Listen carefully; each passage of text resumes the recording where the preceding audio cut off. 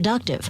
Posting on social media, the president said the two are planning to meet in Hungary. But first, says White House Press Secretary Caroline Leavitt, will be a meeting of high-level advisors. Plans are now being made for the Russian side and our folks, led by Secretary of State Marco Rubio, to meet. The call with Russia's president today comes in advance of tomorrow's White House visit with Ukraine's President Zelensky.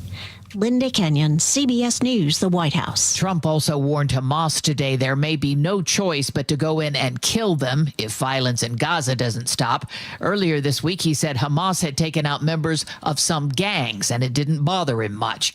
The Justice Department could present a criminal case and seek a grand jury indictment against John Bolton today. Bolton is President Trump's former national security advisor. Nancy Cortez reports. He had very strong opinions about various aspects of foreign policy that sometimes did not line up with President Trump's views, particularly when it came to Russia and Vladimir Putin. And if there's one thing that President Trump doesn't like, it's when disagreements with people who serve him are made public. And the other thing he really doesn't like is when those people leave the White House and begin to openly criticize President Trump. Still no deal to end the government shutdown. Democratic Senator Richard Blumenthal says they'll stand firm. Donald Trump has shown through his rescissions and announcement that there is no reason to trust him. And as much as I respect Rita Thune, he can't vouch for the House or the White House. Republican Senator Lindsey Graham. Shutting the government down to get a policy outcome is not going to work. We made a mistake of shutting the government down for 35 days to try to get the wall built. And they didn't bend. California will begin offering its own brand of low-cost insulin, Stacey Lynn reports. Over the last decade, the cost of insulin has skyrocketed, and doctors and pharmacists say many patients have been forced to skip or take a lower dose. We've had patients who have made the choice to forego their insulin because they didn't have the money to pay their copays. So California Governor Gavin Newsom said they were taking matters into their own hands. Beginning January 1st, a 5-pack of pens will cost no more than $55 because, he said, Californians shouldn't ration insulin or go into debt to stay alive. Stacey Lynn, CBS News. On Wall Street at this hour, stocks are lower. This is CBS News. Sponsored by Progressive. See why over 43 million drivers trust Progressive to stay protected on the road. See for yourself at Progressive.com.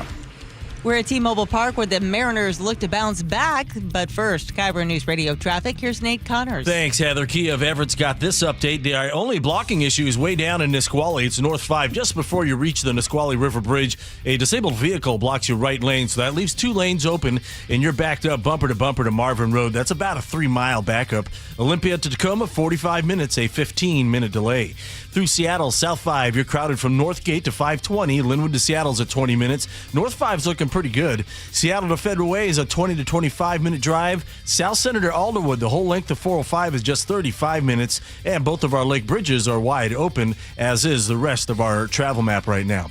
Kia just dropped the biggest EV deals we've ever seen. Save thousands on the EV6 and EV9, Niro, and more at Kia of Everett. Simple, easy, fun. KIRO News Radio, real-time traffic. I'm Nate Connors. KIRO News Radio, 97.3 FM, Northwest News. Now, the latest from KIRO News Radio and mynorthwest.com. Good afternoon. I'm Heather Bosch. Like, Cal Raleigh says, job's not done. The Mariners will try again tonight to win their 3rd game in the best-of-7 American League Championship Series. The Blue Jays won last night. KIRO News Radio's Luke Ducey reports from T-Mobile Park. Saw several TikTok videos of Jays fans marching through the concourse, chanting, "Let's go Blue Jays." Fans like Stewart didn't like that. I can't stand being here when the Blue Jays fans come. I've been in line, and I've been to games with Blue Jays fan, Boston fans. I'd rather not deal with their fans. First pitch tonight, 5:30. Go Mariners. At T-Mobile Park, Luke Ducey, KIRO News Radio. Seattle police are searching for the gunman who killed a 20-year-old man in the Northgate neighborhood yesterday. Detective Eric Munoz. Gunfire and, of course, homicides are a difficult thing for us all to deal with. This has no place in our society. It happened just before 5 p.m. yesterday near Northeast Northgate Way and 23rd Avenue Northeast. Contact police if you have any information. Sources tell Bloomberg that Chinese-backed hackers are responsible for a cyber attack on Seattle-based F5 Incorporated. CBS's Nicole Skanga reports. Officials from the Cybersecurity and Infrastructure Security Agency say no federal devices have been compromised, but thousands of F5 systems are in use across government networks, and the risk is serious. CISA's acting director called it an imminent threat, urging agencies and private companies to patch vulnerabilities immediately. Nicole Skanga, CBS News, Washington. Federal safety investigators have released their final report on the 2023 implosion of the Titan submersible as it dove to the Titanic. The NTSB says Everett-based OceanGate skipped key safety protocols and used experimental materials without proper testing. Washington State is getting rid of its big guns for avalanche control. Starting this winter, WashDOT will be using a remote avalanche control system on Snoqualmie Pass with explosives that can be targeted and fired from miles away. Make this a safer experience for our crews. It's safer for drivers and allows us, hopefully, to reopen the roadway faster. WashDOT's Tina Werner says the new system can clear snow in a couple of hours instead of closing roads for 6. This weather update brought to you by State Roofing and Exteriors. Partly sunny skies today with highs around 60. It's 57 in downtown Seattle. I'm Heather Bosch. Your best source for local news, serving Western Washington and the world with the KIRO Newsradio App. Always streaming live on your smart speakers. You're listening to KIRO Newsradio, Northwest News. And now, it's time for the Jake and Spike Show on KIRO News Radio with your hosts, Jake Skorheim and Spike O'Neill. Happy Thursday, October 16th. I'm Jake Skorheim, sitting beside Spike O'Neill. Spike, welcome to the show. Hello, my friend. Spike, I'm excited, and I'm going to ask for your help on this one. Sure. Happy to. I am so excited for the Mariners today. Okay. But I got to be honest, yesterday I wasn't able to see the entire game, so I watched the first inning, and then my son had practice, but it looked pretty good. It started strong from what I've heard. So the Mariners went up. I mean, Rodriguez hit that 2-run home run. Bottom pretty first. Great. Yeah. And then I paused the game. So as soon as work finishes, I'm going to go home, finish the game, and then I'll watch game 4. Okay, well, good luck. Yeah. So don't tell me what happened. I don't want to know. But I'm assuming tonight they can close it out. No, not the case. I'm kidding, obviously. Hey, man, wow, what a game! Baseball is a game of probability, right? I mean, look, every time a manager pulls a pitcher, pinch hits a runner, it's because of the odds, the probability, changes. Right? Yeah. It's a game of numbers. If you didn't think last night was possible, let alone likely, you don't know baseball. Yeah. I was talking to Granillo. There was a feeling in the air. Because I mean. Last night was more probable than us taking 2 in Toronto. That was the steamroll a team like the Blue Jays. Right, they're right, very good offensively. They're very good. Their fans are not so great, but they seem to be like best hitting team in baseball this year. The best hitting team. Yeah, number 4 in runs scored this year. All right, we got a lot of stuff to get to today. Let's just jump right into first things first. Yesterday, I have a bone to pick with a celebrity in town. Actually, now. A public servant. No, he's not a public servant. He's supposed to be. He's like he's the hottest guy in town right now. Absolutely. There's nobody hotter. He's so hot right now. Humpy. Humpy's so hot right now. See, I thought you were talking about Harold. No. Because that's who I got a bone to pick with. You still got a bone to pick with Humpy? I got a bone to pick with Humpy. Okay. And there's a lot of bones in those fish. He was supposed to be on the show today. Yeah, they had made a let's full disclosure. We had an email back and forth with them. Yeah. He was going to be on the start of the show today. He seems like a good fish. Yeah. I was going to say he seems like a good guy, but I don't know what he is. You're right. Seems like a good fish. And then they bumped us. We got Humpy bumped us. And he says, sorry, guys. Not him, his handlers. He can't talk. He's a fish. But his handlers said, we're going to have to move this to tomorrow. So tomorrow we'll have Humpy on. Okay. According to, I'll take it with a grain of salt. Humpy is busy because he has a full parade in his honor today. Right. Today's Humpy Day in Seattle. Yeah. Here's the problem. When you get real famous, I haven't experienced this, but you've been famous for quite a while, Spike. You're well known. It's a burden. When you get famous, people start to use you. And I'm not blaming Humpy for this, but Mayor Bruce Harrell, who's running for re-election right now, he jumps on the bandwagon. He's trying to ride that fish. Mm-hmm. And he says, hey, let's make today the Humpy Day in Seattle. Everybody's going to be so excited. Humpy, Humpy, Humpy. Everybody loves Humpy. Biggest guy.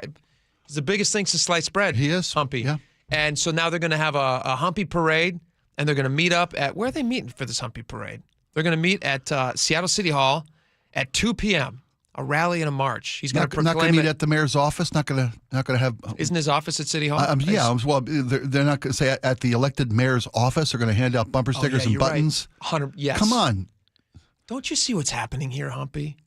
We wanted you before. Well, no, we actually only wanted you once you won. Yeah. We're not much better, but we're better. Everybody loves a winner. Sure. But Harrah's trying to make it political, and we're not trying to make it political. We just want the fish because we're swimming in his wake. Yeah. Actually. There you go. And we just want him on the show because he's very fascinating. My kids who are in elementary school, all those kids are talking about is Humpy. It's like there's two things the kids are talking about. It's 6, 7, explain that one, and then Humpy. And they sent me with stuff today to get signed by this fish. I said, well, he's a fish. He's a sign anything. Just get it wet. And they said, here you go. Oh, that's adorable. Isn't that funny? They sent me stuff. So I have it on my desk, and I feel like a chump because Humpy's not here. But tomorrow, I'm going to keep it on the desk. There you go. Give him the benefit of the doubt.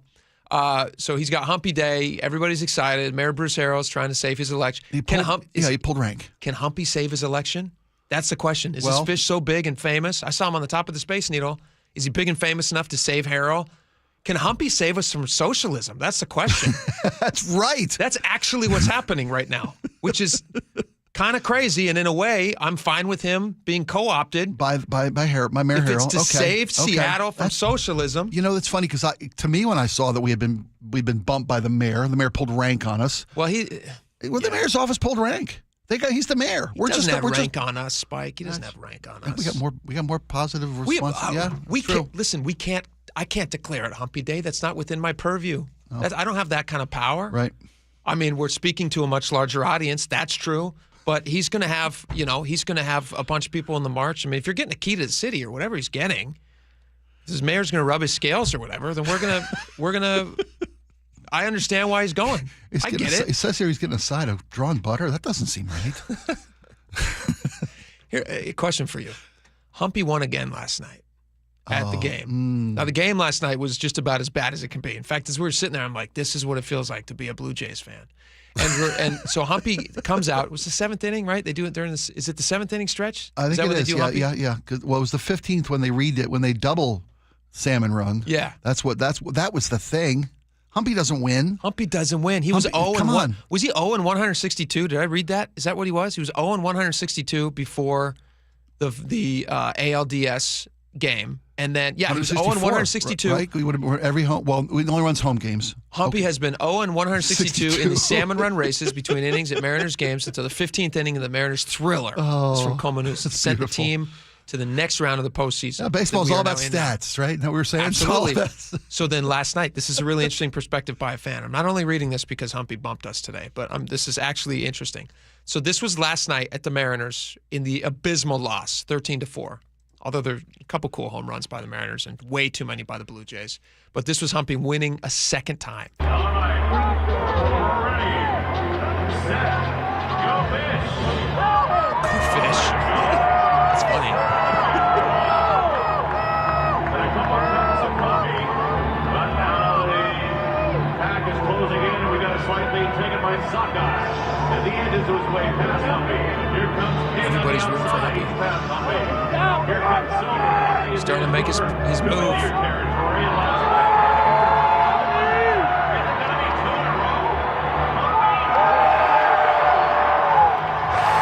And he wins. He wins the second time in a row. So this guy posted on X, he posted this.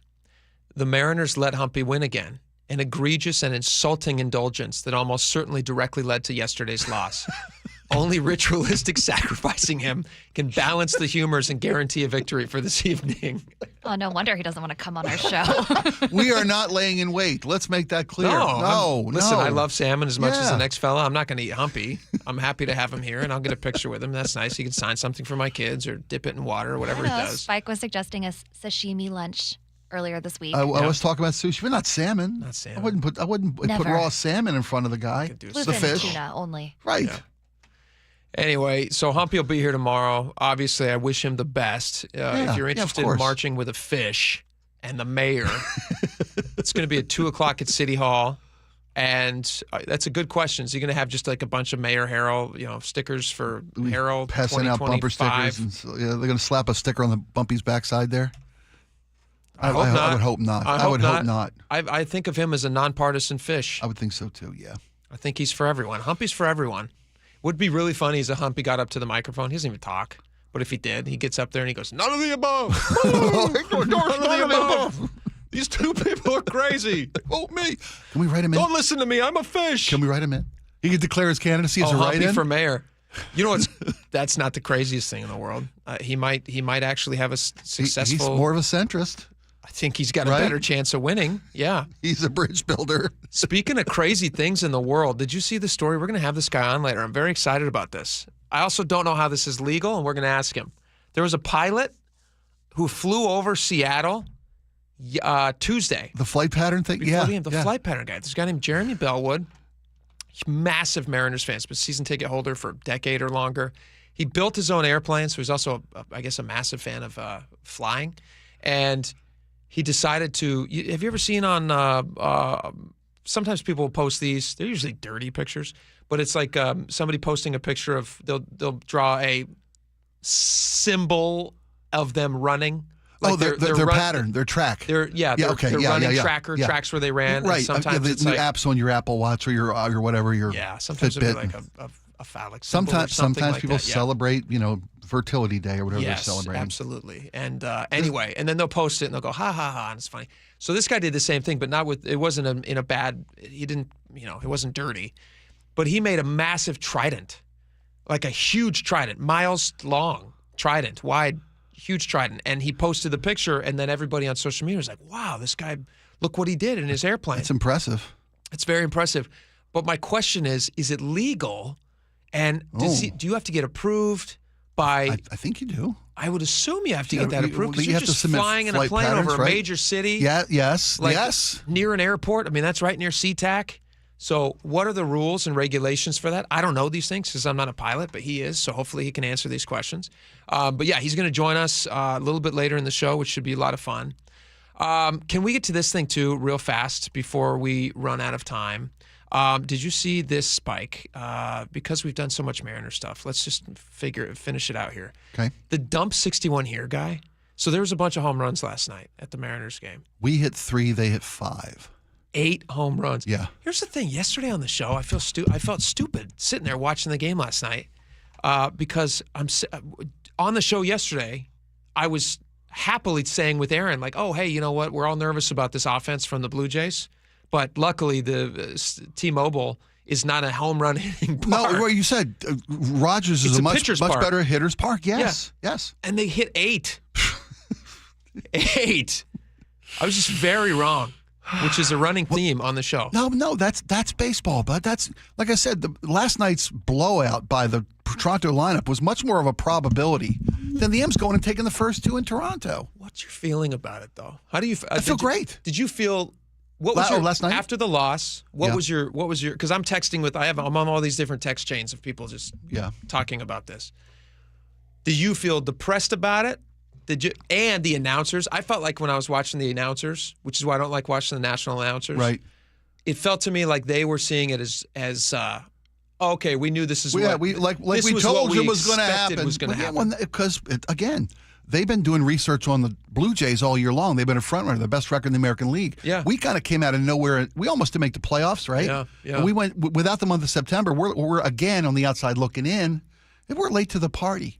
They didn't see this coming. I think the Mariners need that chip on their shoulder. I think they got a little cocky. I'm not saying the Mariners did. I'm not saying the Mariners did. No, that's true. But I think just the region got a little cocky. We got a little a little over our skis. We got a little wake up call last night, didn't we? I think got a little dose of reality last night. I actually thought it was a good thing. Yeah. I'm trying to put a good spin on it. Obviously, I would have preferred that they won the game. How about this? Blue Jays wasted 8 runs. There you go. They only needed 5 to win. They only needed 5. Because those days where you hit 5 home runs today. Yeah. And then tomorrow's Zippo. Who knows what the day will bring? Who knows what the day will bring? That's tomorrow about the baseball. Sun will rise. Yeah. I will breathe in and out. But I felt like as I was watching the game, I was like, you know what? Yeah, sometimes this is okay. I mean, because it's not a deciding game. No. It's a wake-up call. Yeah. It's going to get people excited. It's going to get people jacked, ready We're still up 2-1. Go to work. We need 2 wins in the next 4. They need 3 in the next 4. I'd rather be us than them. Yeah, absolutely. I really would. Also, they're in Canada. So, you know what I mean? And they wear baby blue. You know what I mean by that. All right. How do you feel manly in a baby blue jersey? I'm just saying. I don't know. They're hitting some pretty huge home runs. That's hell. You're like this. I can't do that. Crushed. I wish I could. Crushed. I was cut from junior varsity baseball, so they're quite a lot more manly than I am on the baseball field. But yes, the baby blue is. Yeah, that was a reach. You're right. That was I interesting. was wrong. So the dump 61 here guy, we didn't mean to make this all Mariners, but whatever. It's the biggest story locally here and kind of nationally. Story in a quarter century. Come on. So the guy, you remember the dump 61 here guy? Of course. So he keeps wearing all these shirts. He's at the games. He's at the game. Right. He's wearing dump 63 here. It's his thing now. Yeah. I hope he's monetized that. Does he think he's monetized that? I don't. Who would buy that? I mean, I don't know. I guess there's one born every minute. But I saw a lady who monetized the it's not an is it only an acronym if the word spells something?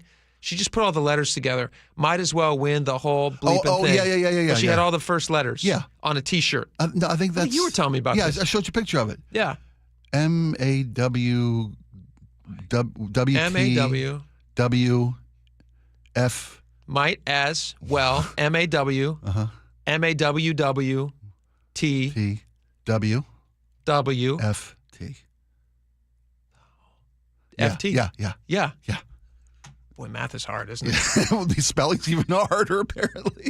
So she monetized that pretty quick, and people can buy, is that someone people else? can buy those shirts. Oh, wow. Yeah, Okay, people can good buy for those them. shirts. I was just wondering if this guy monetized it But because he wore a shirt last night. There's a. Go ahead. I want to. No, you go. There is a story about how much money's coming into the city because of these postseason baseball games. Yeah. The city's small businesses, large businesses, hotels, restaurants, rental cars, all of it. Sports are good business. Ferguson's just licking his lips. He's growing an extra hand to reach into our pockets. They're making money Ferguson's hand over somebody else's fist is what they're making. Harold's fist, yeah. No, but it's a ton of cash coming to town. It's a lot of cash. And that's how it's supposed to be. A lot of dough. That's how it's supposed to be. Yeah. You work hard. I mean, Aaron's talking about his kids. He's starting to teach his kids welding at home because he's spending their college fund on World Series tickets. Yeah. I think it's a solid decision. And you work hard, you earn your money, you spend it on the things that make life matter, and that's playoff baseball. Welding is a great trade. It's a great trade. Side note, you'll always need them. I have friends who are welders. Yeah. They make a lot of dough. I taught my kids blacksmithing. Bad choice. Not a lot of business you're there. in the wrong area. Right? Yeah, absolutely. Totally misdirected the kids. You should have changed it. Yeah. So this guy who had dump 61 here originally, now he's up to dump 63 here. He gave that shirt. He found the guy in the. Found the kid. He was at the game. In the series. Found the kid who caught Cal's 63rd home run, which was a back-to-back with Rosarino. Yeah, that's right. Yeah. So that was fun. It was like a nice little moment. So he finds the guy and he goes and gives him the shirt, and underneath he's got the dump 64. Right? Now that's a business. He must be pretty sweaty under there. He'll be there tonight wearing dump 64 here. I'm sure. He'll be there. And he's probably wearing a dump underneath 65. That, you bet. How many does he have? I think that cricket machine must have flames coming out the back of it at this point. I think you're right. Absolutely. Money well spent, though, right? Yeah, 100%. Oh, come on. Yes. All right, let's get away from sports for just a little bit. When we come back, can we talk about, this is a very interesting article that I saw. It's on SeattleRed.com, and it actually is a companion piece with something else I was reading in the New York Times. Okay. Do I read the Times? Yes, I do. Do I read all the major publications? Of course. Do you wear your spectacles while you do it? After I finish my crossword, yes. Then I put As any gentleman would. Then I put my readers on. No, but I did see an article in the Times, and it was talking about, and they single out Washington as a thing with schools. Oh, really? It's not good. Oh, okay. We're going to get into it next, but okay. Is our state superintendent of public instruction hiding data on how kids are actually doing in test scores in education in our state? Why? Why would you do that? Well, we'll ask the question next. Stick around. This hour is brought to you by Caesars Sportsbook at Muckleshoot Casino. You never know what's in store each morning once you hit the road. We've got a major traffic alert in effect right now. While you're getting ready every morning, make us part of your routine. What morning, huh? Yeah. Got off to an early start. Just tell your smart speaker to play KIRO News Radio or stream us on the app. Both directions of I-5 are closed. We'll help you get where you're going faster. Maybe bail at 512. KIRO News Radio. We're on your smart speaker, the app, and 97.3 FM. So my mother is thinking of switching from Verizon to Pure Talk, but she's worried the deal sounds too good to be true. Michael, she said, how can those Pure Talk people offer me the same basic service as Verizon for so much less money? I said, Ma, go ask Google how much Verizon spends on advertising and promotions. A few seconds later, my mother said, oh my goodness, $12 billion a year? That must be a typo. I'll tell you what I told my mom. It's not a typo. Verizon spends $12 billion a year on advertising and promotions, and their customers are paying for it. Well, Pure Talk doesn't spend that kind of money on commercials. Trust me, I would know. That's why they can offer you and my mother unlimited talk, text, and plenty of data on a crazy fast 5G network for just $25 a month. And if you're a business owner, you could really save a fortune. Dial pound 250, say the words Mike Rowe, and you'll get an additional 50% off your first month. That's pound 250 Mike Rowe. Pure Talk. Everything you need and nothing you don't. Are your investment dollars working as hard as they should be? You've spent years building your future. Don't let outdated advice put it at risk. Hi, I'm Jeff Jr., founder of Trajan Wealth. We're a veteran-owned firm proud to bring a new standard of financial care to the Seattle area. Our nationally recognized advisors are fiduciaries, ethically bound to put your interests first. That's the highest standard of care in the industry. As a privately held company, we answer to you, our valued clients, not shareholders. For households with $500,000 or more, let us build you a customized plan. From Bellevue to Tacoma, get advice you can count on. It's time to take a fresh look at your financial plan. Call Trajan Wealth, 206-656-3300. That's 206-656-3300. Trajan Wealth. Plan smarter, dream bigger. Advisory services offered through Trajan Wealth, LLC, an SEC-registered investment advisor. Health insurance is broken, but it doesn't have to be. That's why Scan Health Plan was founded as a nonprofit, so we can create Medicare Advantage plans that focus on the real needs of seniors. We've been people first since 1977, and we're here to make Medicare work hard for you, because you deserve more than a broken system. You deserve a plan that fights for you. Visit scandifference.org to learn more. Scan Health Plan is an HMO plan with a Medicare contract. Enrollment in Scan Health Plan depends on contract renewal. 1-877 Cards for Kids. KARS Cards for Kids. 1-877 Cards for Kids. Donate your card today. 1-877 Cars for Kids. KARS Cars for Kids. 1-877 Cars for Kids. Donate your car today. Ready to get rid of that old car? Donate it to Cars for Kids. Call 1-877-CARS-FOR-KIDS to reach a friendly live agent. Donation's super easy, and your car can be picked up as soon as tomorrow. Call us now, 1-877-CARS-FOR-KIDS. That's Cars with a K to donate your car today. 1-877 Cars for Kids. Donate your car today. Did you know you can donate real estate too? Go to carsforkids.org. That's carsforkids.org. Hey, it's John Curley with some great news. If your home's heating or cooling is uneven, noisy, or expensive, listen up. The Quilt ductless heat pump system from Home Comfort Alliance is changing the game. It gives you room-by-room control and next-gen efficiency, so you're only heating where you need it. That means real comfort and real savings, and every Quilt system qualifies for max tax credits. Trusted for 50 years. Call the comfort people today at homecomfortalliance.com. Ooh, mate, remember those yodelers we met in the Alps? I wired them euros from the bank, and they sent me their yodels in a can. You wired money for canned yodels? That is so dumb. Banks are slow, and they hide fees and overseas transfers and exchange rates. Well, I don't like the sound of that. If you're gonna send money to Europe, just use Wise. Wise is super fast and never hides fees. Smart. You can save up to 70% when you send money abroad. Be smart. Get Wise. Learn more by visiting wise.com. T's and C's apply. Homes are sitting, but the bottleneck is about to break. Set yourself up for success by working with a team that doesn't just set up your listings and let it sit. The Novak team creates a marketing strategy that's hands down proven successful. Mike sold over 1,500 homes and guarantees to sell your home in 21 days. If Mike doesn't get your home under contract within 21 days, he sells it for free. That is no commission for Mike. Go to meetthenovaks.com. That's meetthenovaks, NOVAKS.com. Hi, I'm Justin Shirley. We offer 0 down, 0 interest, and 0 payments for 24 months on new roofs. Call 866-ROOF-ROOF now. State Roofing and Exteriors. Held to a higher standard since 1968.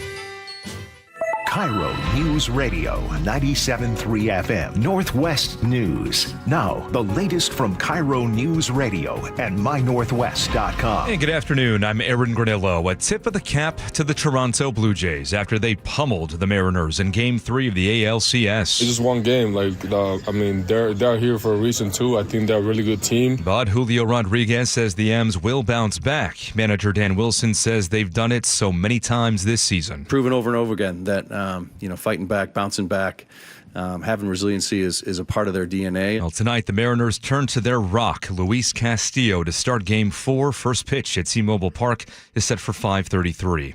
President Trump says he plans to meet face-to-face with Russian President Vladimir Putin to discuss a possible ceasefire in the war in Ukraine. White House Press Secretary Caroline Leavitt says the announcement comes after the two leaders talked on the phone today. Plans are now being made for the Russian side and our folks, led by Secretary of State Marco Rubio, to meet. President says he will follow up in person with Putin at a summit in Hungary. Meanwhile, Ukrainian President Volodymyr Zelensky will arrive at the White House tomorrow. NTSB has released its final report on the 2023 implosion of the Titan submersible as it dove down to the Titanic. KIRO 7 TV's Gary Horker has details. The agency blaming the accident on Everett-based Ocean Gate's inadequate engineering process. This happened back in 2023 during an expedition to the Titanic. All 5 people on board were killed instantly. The report stated the vessel sustained damage during 2 previous dives, and it lacked the monitoring system needed to know it had been deteriorating. Hackers backed by the Chinese government are being blamed for a cyber attack on Seattle-based F5 Incorporated. That's what sources are telling Bloomberg, though China denies it. The hackers stole files, including source codes from applications that are widely used by many Fortune 500 companies and government agencies. At 12:33 now, we go to the real-time traffic desk. Here's Nate Connors. Hey, thanks, Aaron. Wilcox Family Farm Eggs has our update. Let's start you down south in Nisqually, where we've been dealing with this disabled semi, North 5, just before the Nisqually Bridge. It's in your right lane, and you're now back to bumper to Carpenter Road, about a 4-mile backup. Olympia to Tacoma has inched up to 50 minutes, about a 20-minute delay. Once you get through this, though, it's clear all the way into Seattle. In fact, North 5 through Seattle is looking good as well. South 5 is crowded from Northgate into downtown. Linwood to Seattle, 20 minutes. Up in Everett, South 5, right at the end of the Broadway on-ramp, it's a disabled bus blocking 2 right lanes. We do have a tow on scene, so this should be out of your way soon, and really not much of a backup. South 405 slows a bit between Northeast 85th and Kirkland down to 520. You'll catch a little break and then another brief backup through Factoria. Otherwise, we're looking really good out there. Fresh food comes from local farms. For healthier eggs with 3 times the omega-3s, choose Wilcox omega-3 eggs at Costco. Locally fresh since 1909. KIRO News Radio, real-time traffic. I'm Nate Connors. Now the roof is open again for the game tonight at T-Mobile Park. We'll see high clouds this afternoon, but no rain in the forecast. Highs in the upper 50s. Right now, 55 in downtown Seattle. I'm Aaron Granillo, KIRO News Radio. Your best source for local news. You're listening to KIRO News Radio, Northwest News. All right, welcome back to the show. Spike, let's chat about education. Let's talk education and spending and all that fun stuff. Just because of our last segment not being able to spell that T-shirt, is that you felt it was time to address the educational gap in this show's horrible lack of education that's happening in our state as a publicly educated graduate myself. Well, for full disclosure, I can't blame this on Washington. I was educated in the Maryland public school system. all shortcomings therein can be laid at their feet. Okay, that's fair. Fair enough. And you know what? Full disclosure. I think it's very nice of you to point that out. You betcha. You betcha. Okay, so there's an article on SeattleRed.com that I thought was really interesting. I want to get your take on because it's a mystery. We're going to solve a mystery together. So stick with us, folks, because we're going to try to solve a mystery. Why, oh why, would they hide data from you? Washington State education officials, you guys can see this on SeattleRed.com, have quietly removed a web page that tracked graduation goals and student proficiency after an updated version was requested. So they had a version on there that had old information. The Washington Policy Center reached out to them and said, hey, could you give us the new information now that we have it? Because we've gone forward in time. That's how time works. We've gone forward in time. I didn't do well on that test either. Thanks for clearing it up for me. Yeah, I did learn that in public school. I learned that in school. Could you update the page, please? And then the superintendent's office deleted the page. Those rankings are actually you can't actually get the data now. The goals that they were shooting for test scores, math, English proficiency, things like that, reading proficiencies in I think 4th grade, 8th grade, senior year, and the question is, why would they delete something like that? It seems like a simple question, but they seem to think that they can get away with just not giving parents the answers. Okay. So why would they delete that data and not make it available to the public? Maybe they just hit Control-Alt-Update, or they thought they were hitting Control-Alt-Update and hit Control-Alt-Delete. Maybe it's just a fat thumb thing. The problem is there have now been inquiries into asking them why they did it, and they're not putting it up. I gotta be embarrassed. So you could still put it up. Yeah. Listen, I do the same thing. It's easy. When I text on my phone, my fingers, I'm getting older. Right. Especially in the mornings, before I've got my coffee and I've my fingers are kind of fatter these days. I'm with you. Look at mistyping things all the time. On, yeah. I'm like King Charles over here. Have you seen that guy's hands? King Charles? No. King Charles? Are they puffy? Does he got big hands? He's just got big hands. I don't know if it's I don't want to make fun of him. I don't know if it's a thing, but he's got. What they say, man. He's got shallow gene pool, fat fingers. He's got big hands. I've seen it 1,000 times. Big hands. Just check it out for yourself. Okay, so Washington now ranks a lot lower when it comes to. We fell in math. We fell in a lot. We fell in reading proficiency. Between 2013 and 2024, we fell from 10th in 2013 in 4th grade rankings for math down to 27th. Wow. In that same period of time in reading, we fell from 14th to 18th. Okay.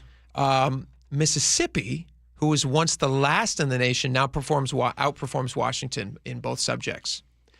And in English language arts, 70.9% meet basic proficiency, which is below the 90% target rate that they originally had. Okay. In math, just 63.3% meet minimum standards. These are not good things. No, those are terrible results. Now, we have the 3rd highest teacher pay in the nation, so it's not a funding issue. So what's happening here? Well, I could go to my stock talking point answer and say that you're seeing the after effects of the COVID shutdown on the educational system. Without a doubt, that's got something to do with this. There's some elemental things here. Yeah. I would also put forth that us having the 3rd highest teacher pay in the country doesn't even have the 3rd best teachers in the country. I think it means that to get teachers to teach you have to pay them what it would take to live here. Salaries aren't solely based on the proficiency of those you have hired. That's a market decision issue. Are you saying they're underpaid? I'm not saying they're underpaid. You're saying we don't have the best teachers. It's hard to say. I think you can't make a blanket statement about the best teachers in America. Maybe the best teachers in America make, they're the 23rd highest paid teachers in America. Yeah, because they live in Oklahoma or wherever. Very well, right. According to these stats, but they might do well with results. In Mississippi. Yeah. Well, according to the stats here, Mississippi climbed out of the basement is what those stats say. No, they outperformed. They have higher rankings than everybody. I thought it was us. Did I misread that? Did you read this New York Times piece I sent you? I didn't read the New York Times. I'm just reading the Seattle Red piece. It says Mississippi outperformed Washington. Let me read you this. They're not best. Mississippi didn't go from worst to first. They went from worst to better than. So I'm assuming they're 26th in math and they're 17th in reading. Let me read you this. This is from New York Times? New York Times, yeah. Highlights how the states that are doing the worst are blue states. They have adopted things in education that are about equity and not about outcome. And it's in the New York Times. You can read about it. Just because it's in the New York Times don't mean it's gospel. Well, it's an opinion piece, and so let's. But it's based in. They give you stats and figures. Give me half. I made a face. I didn't mean to derail your whole. No, that's okay. Go ahead. I'd like to talk about your face. It's why I do radio. Thanks for the setup. Here's an honest question for you, and I'm glad you and I can have this conversation. Sure. Do you think that that's not the case? That what's not the case? That they're seeking. It's a more focus on justice and equity, and less about outcome and test scores. Because they did shift away from that in 2013. And the New York Times piece I sent you outlines all the things that they've done. So do I think that diminished results are the result of a move toward equity? And so, for instance, in our state, they got rid of a lot of the high-performance programs. Okay. Because they were being, they said that there was not enough people in it that they wanted in it. And so they said it's not fair for a small group of people to be filling that program. Do you get what I'm saying? I understand that, yeah. So they got rid of the program. I'm not saying I agree with that decision, but I understand what you're. I'm not. So they've lowered the decision. standards. Okay. And because they've lowered the standards, test scores in our state have gone down. Because we're not bringing those 100%ers up to the average. We're not averaging those people in. That's why test scores aggregately have gone down. So in California, in the New York Times details this in California. And the reason I keep saying New York Times because New York Times is not a right-leaning paper. Now this was written by David Brooks, who is more of a moderate. He is a centrist conservative. He's a centrist, but absolutely. He's not a Trumpy guy. No, not in any way, shape, or form. So I feel like he's a guy. He's a guy that I think you would give a little bit of credence to. I do. So here's what he says. He says what happened in 2013. Two things. He said first it was the screens, and he makes the case that we all understand about screens, which is this crazy. He said the second thing that happened was a new rating system which was based on equity. He says the American political center collapsed. Populist Republicans replaced Bush-style Republicans. The No Child Left Behind, centralized power. Democrat Party shifted to the left. Progressive Democrats never liked the accountability regime in the first place, and since then progressives have marginalized the moderate education reformers. And he makes an argument that Clinton and Obama were both education reformers, as was George W. Okay. And then they went away from that. So he says in 2015, Congress replaced No Child Left Behind, which was a Bush-era thing, which was bipartisan, passed with like flying colors, and all of the test scores raised up. They replaced that with something called Every Student Succeeds Act. So the age of accountability was over, they say in the New York Times. The age of equity was here. Under the Every Student Succeeds Acts, states no longer had to produce rigorous report cards, like they're now doing in our state, on how schools were doing. Most Democratic states watered down the accountability mechanisms. For example, California revised its rating system, and magically overnight, 80% of its schools were now ranked as medium or high performing, where before they had been failing these test scores. I understand that. So they lower the standards so that people can now be graded as successful, but you're now graduating people who can't read. So he continues. He says, George W. Bush had earlier warned of the soft bigotry of low expectations, which is a famous quote of his. But in the age of equity, schools moved to ease rigor and standards for the poorer kids. Many schools stopped assigning whole books and started assigning short passages. What the education writer Tim Daly calls the education depression had begun. Okay.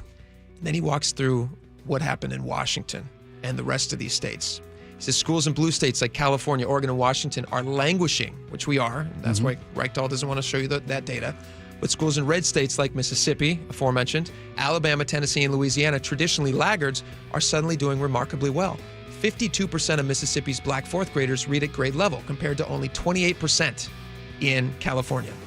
Louisiana is the only state where fourth grade achievement levels have returned to pre-pandemic levels. An Urban Institute of Study adjusted for the demographics of the student bodies found that the schools in Mississippi are educating their fourth graders more successfully in math and reading than schools in any other state. That's pretty remarkable. It is, but that's one way to look at the situation. Well, how else can you grade how they're doing? Well, no, it's if the kids can't read. Isn't the answer obvious? No, I mean, not to the kids. They can't read it. Well, they're reading at a lower level, and the lower level is deemed successful. That's what we're saying here, right? The lowered standards. The lowered standards. Yes. It takes less to be called successful nowadays because of that. Correct. Imagine you've got a turkey, okay, and you've got 20 kids at the table, and at one point, 8 kids had plenty to eat, and 5 kids got nothing. Now every kid at the table gets less, but they're all eating. You follow the analogy? Does that work at all in this? No. Because there's limited. It's Thanksgiving. Limited educational resources. They want to make sure. They make sure that no child is left behind. No. But we don't. Can we come back to this? Sure, I'd love to. Yeah. Because it's not resources in our state. 100%. We'll come back to it. Stick around. Be right back.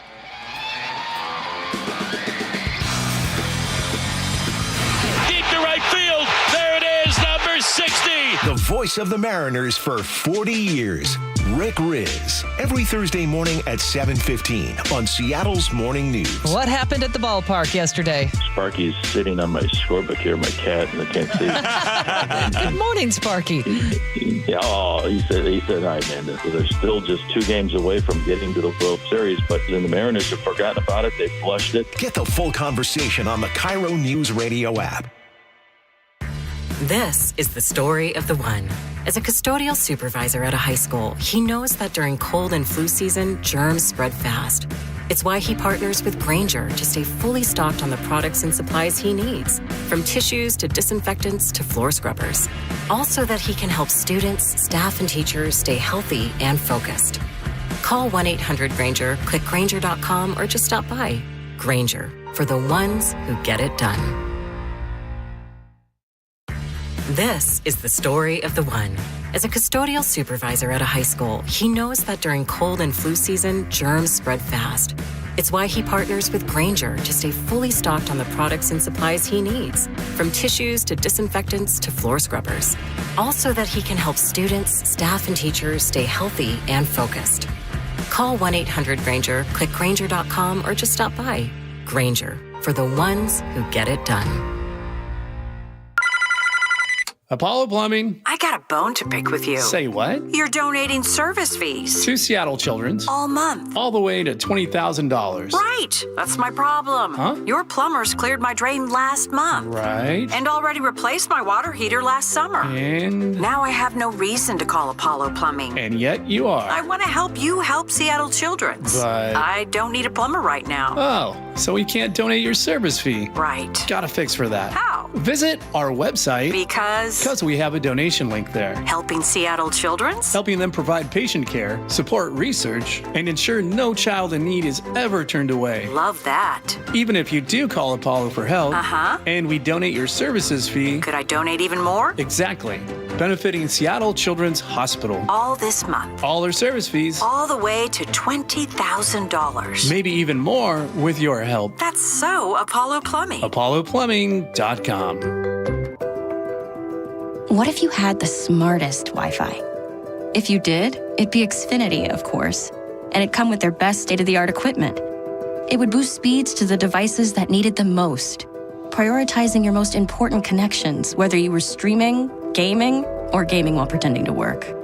And it would let you stream 4. That's right, 4 games on one screen.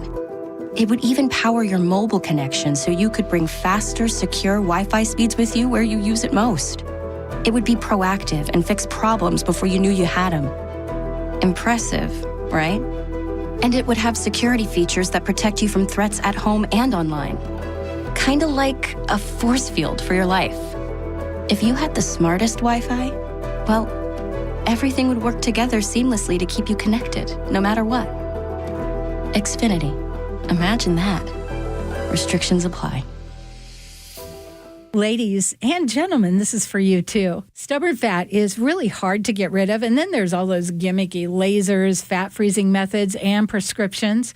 Imagine a simple solution that takes just one day and provides immediate noticeable results. Introducing ProSculpt. ProSculpt uses air-assisted technology that's safe and gentle yet powerful, delivering instant fat-reducing and skin-tightening results. Performed by board-certified plastic surgeons while fully awake, ProSculpt contours your body with minimal downtime. It's designed to target those problem areas: waistline, neck, face, arms, thighs. ProSculpt gently removes unwanted fat and tightens loose skin with FDA-cleared plasma technology, all in a simple, guaranteed one-day procedure. ProSculpt is one and done. Schedule your free consultation at ProSculpt.com for $250 off. For powerful permanent fat removal and skin tightening that works for ladies and you men, it's ProSculpt.com. This is the story of the one. As a custodial supervisor at a high school, he knows that during cold and flu season, germs spread fast. It's why he partners with Grainger to stay fully stocked on the products and supplies he needs, from tissues to disinfectants to floor scrubbers. All so that he can help students, staff, and teachers stay healthy and focused.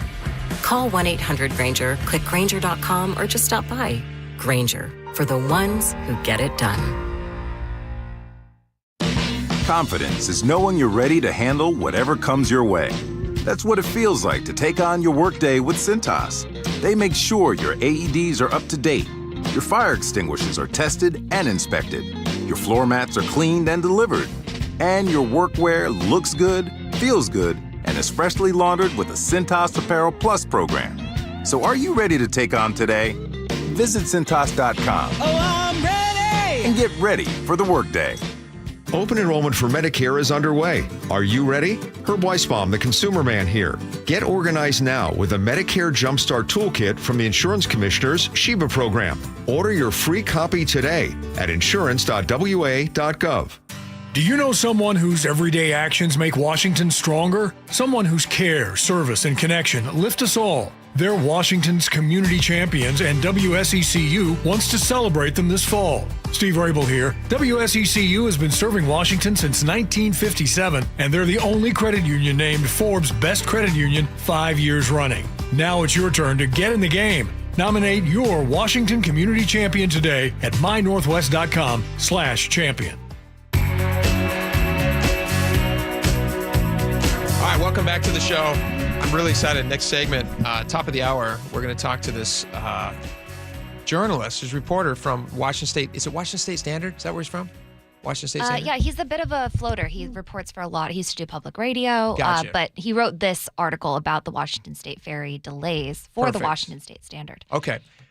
He took a deep dive into the contract that was awarded to the company in Florida, who did it for significantly less. I give him that, significantly less than the local builder. But there's a pretty big downside and a big question mark about how they're going to actually get those boats back to Washington, which I think delivery of the boats is probably a pretty important thing. Doesn't do us any good to have less expensive boats sitting in Florida. It's nice to have a boat in Florida, but we need them in Washington. So he's going to join us at the top of the 1 o'clock hour. Should be very interesting.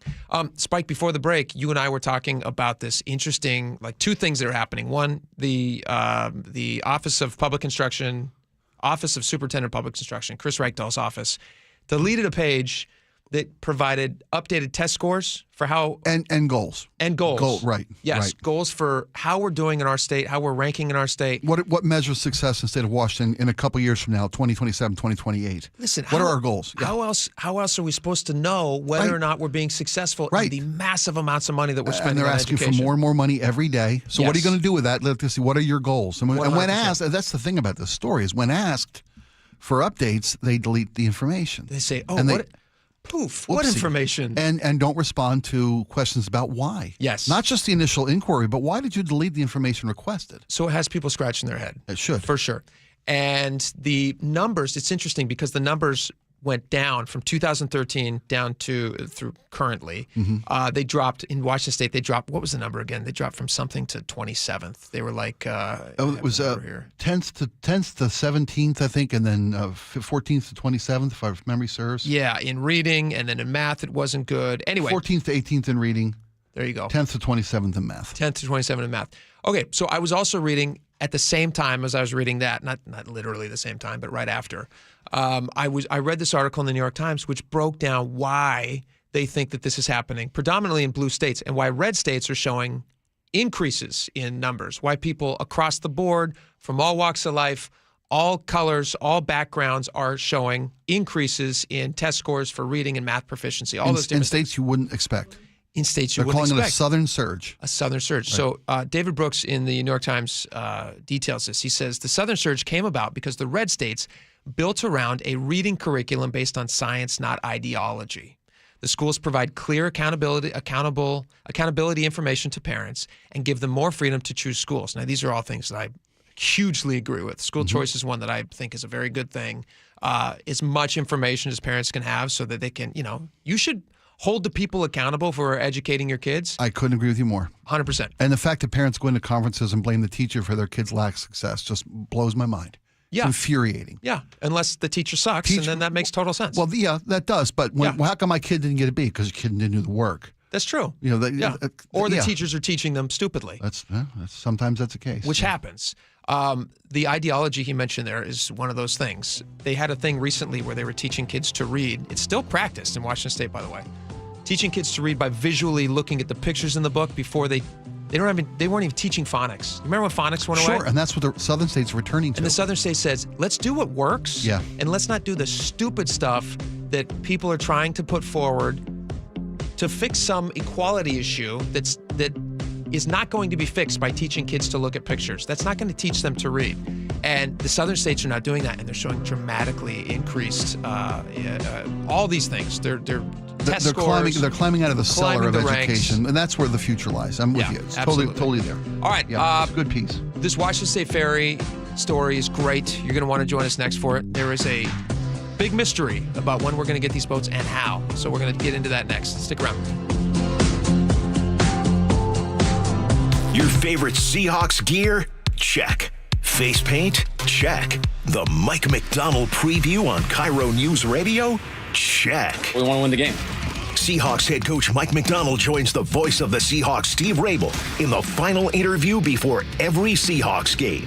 Friday mornings, the Mike McDonald preview, only on Seattle's Morning News. I'm really proud of the work that we've done. I'm proud of the guys' spirit. This is where the 12s hear the Hawks. KIRO News Radio, 97.3 FM.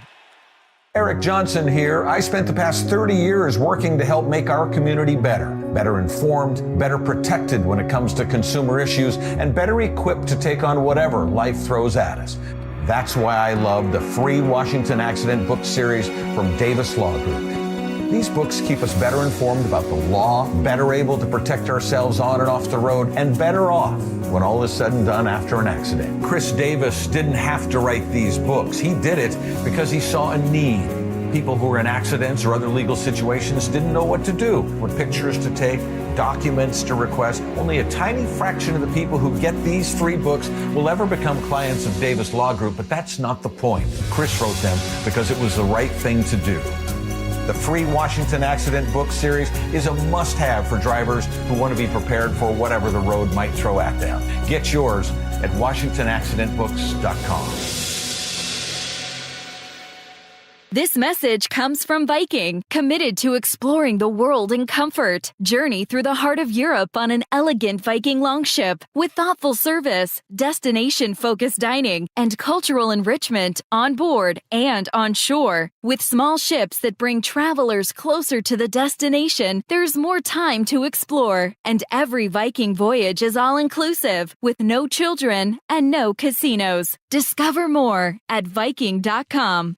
Okay, I have to tell you, I was just looking on eBay where I go for all kinds of things I love, and there it was. That hologram trading card. One of the rarest, the last one I needed for my set. Shiny like the designer handbag of my dreams. One of a kind. eBay had it, and now everyone's asking, ooh, where'd you get your windshield wipers? eBay has all the parts that fit my car. No more annoying, just beautiful. Millions of finds, each with a story. eBay. Things people love. This is the story of the one. As a custodial supervisor at a high school, he knows that during cold and flu season, germs spread fast. It's why he partners with Grainger to stay fully stocked on the products and supplies he needs, from tissues to disinfectants to floor scrubbers. Also that he can help students, staff, and teachers stay healthy and focused. Call 1-800-GRAINGER, click Grainger.com, or just stop by. Grainger, for the ones who get it done. This is the story of the one. As a custodial supervisor at a high school, he knows that during cold and flu season, germs spread fast. It's why he partners with Grainger to stay fully stocked on the products and supplies he needs, from tissues to disinfectants to floor scrubbers. Also that he can help students, staff, and teachers stay healthy and focused. Call 1-800-GRAINGER, click Grainger.com, or just stop by. Grainger, for the ones who get it done. Cancer impacts so many families, including mine. Former Washington Husky Mario Bailey here. My mother was treated for cancer at UW Medicine. As devastating as cancer is, there is hope because the Cancer Vaccine Institute is developing vaccines to treat and prevent the deadliest cancers. Patients who received vaccines over 20 years ago are still alive today. Please join me and make a donation to the Cancer Vaccine Institute at local Safeway stores. Learn more at uwcvi.org. Health insurance is broken, but it doesn't have to be. That's why Scan Health Plan was founded as a nonprofit so we can create Medicare Advantage plans that focus on the real needs of seniors. We've been people first since 1977, and we're here to make Medicare work hard for you, because you deserve more than a broken system. You deserve a plan that fights for you. Visit scandifference.org to learn more. Scan Health Plan is an HMO plan with a Medicare contract. Enrollment in Scan Health Plan depends on contract renewal. Eggland's Best, the only eggs with more fresh and delicious taste plus superior nutrition. Eggland's Best. Better taste, better nutrition, better eggs. Your best source for local news. KIRO News Radio, KIRO FM and HD1, Tacoma, Seattle, Northwest News. This is CBS News on the Hour, sponsored by O'Reilly Auto Parts. I'm Cammie McCormick. President Trump is announcing a new policy to make IVF more accessible. Some drug makers are lowering prices. And the treatment and many of the most common fertility drugs for countless millions of Americans, prices are going way down, way down. Illinois' governor convened a group of former military leaders to hear their perspectives on the deployment of federal forces to Chicago. Retired General Randy Manner joined the governor in denouncing the move. The use of the military by this administration in Los Angeles, Memphis, and possibly Chicago is inappropriate, it's dangerous, and it is a clear and present danger to the security of our nation. President Trump issued a warning to Hamas today, as Linda Kenyon reports. Posting on social media, President Trump wrote, if fighting continues among factions of Hamas, quote, we will have no choice but to go in and kill them. The president did not elaborate on how that might happen. The comments come as Hamas has yet to turn over all of the bodies of the Israeli hostages. White House Press Secretary Caroline Leavitt reiterated this is no easy task. These bodies, unfortunately, are very deep underground, and so it's going to take some time and some special equipment to actually retrieve these bodies and bring them back to Israel. Adding the administration is fully committed to seeing this through. Linda Kenyon, CBS News, the White House. Trump also spoke with Russian President Putin ahead of the White House meeting tomorrow with Ukraine's president. Ramy Inocencio reports President Zelensky will come with a wish list for Trump. Officials in Kyiv say the ask will include cruise missiles. Trump teased sending Tomahawk missiles to Ukraine last week. They'll probably talk about air defense missile systems as well, and an agreement to produce drones in conjunction with the United States. Zelensky also wants more international sanctions on the Kremlin. Another Senate vote to end the government shutdown has failed. House Minority Leader Hakeem Jeffries. Democrats are not going to bend, and we're not going to break, because we are standing up for the American people. The FDA has found 16 brands of cinnamon contain elevated levels of lead, as correspondent Michael Wallace reports. 10 of the 16 cinnamon makers have already voluntarily recalled their products. Health officials say prolonged exposure to those brands may be unsafe and could contribute to elevated levels of lead in the blood. Lead in cinnamon is not uncommon. The spice comes from the inner bark of trees, which can absorb lead from the soil. Lead can also enter cinnamon from processing equipment or packaging. Checking the numbers on Wall Street at the closing bell, stocks finished lower. The Nasdaq was off more than 100. The Dow was lower by 300. This is CBS News. Think O'Reilly Auto Parts for all your car care needs. Get the parts and service you need fast from the professional parts people at O'Reilly Auto Parts. Turning the page to Game 4 of the ALCS. That's after Nate Connors at the real-time traffic desk. All right, Aaron, let's see. Kia of Everett brings us this update. Nisqually, North 5, just before the Nisqually River Bridge, right at the south end there. We're still on scene of this long-term blocking disabled semi and taking up your right lane. You're backed up to Martin Way. That's a 5 to 6 mile bumper-to-bumper backup.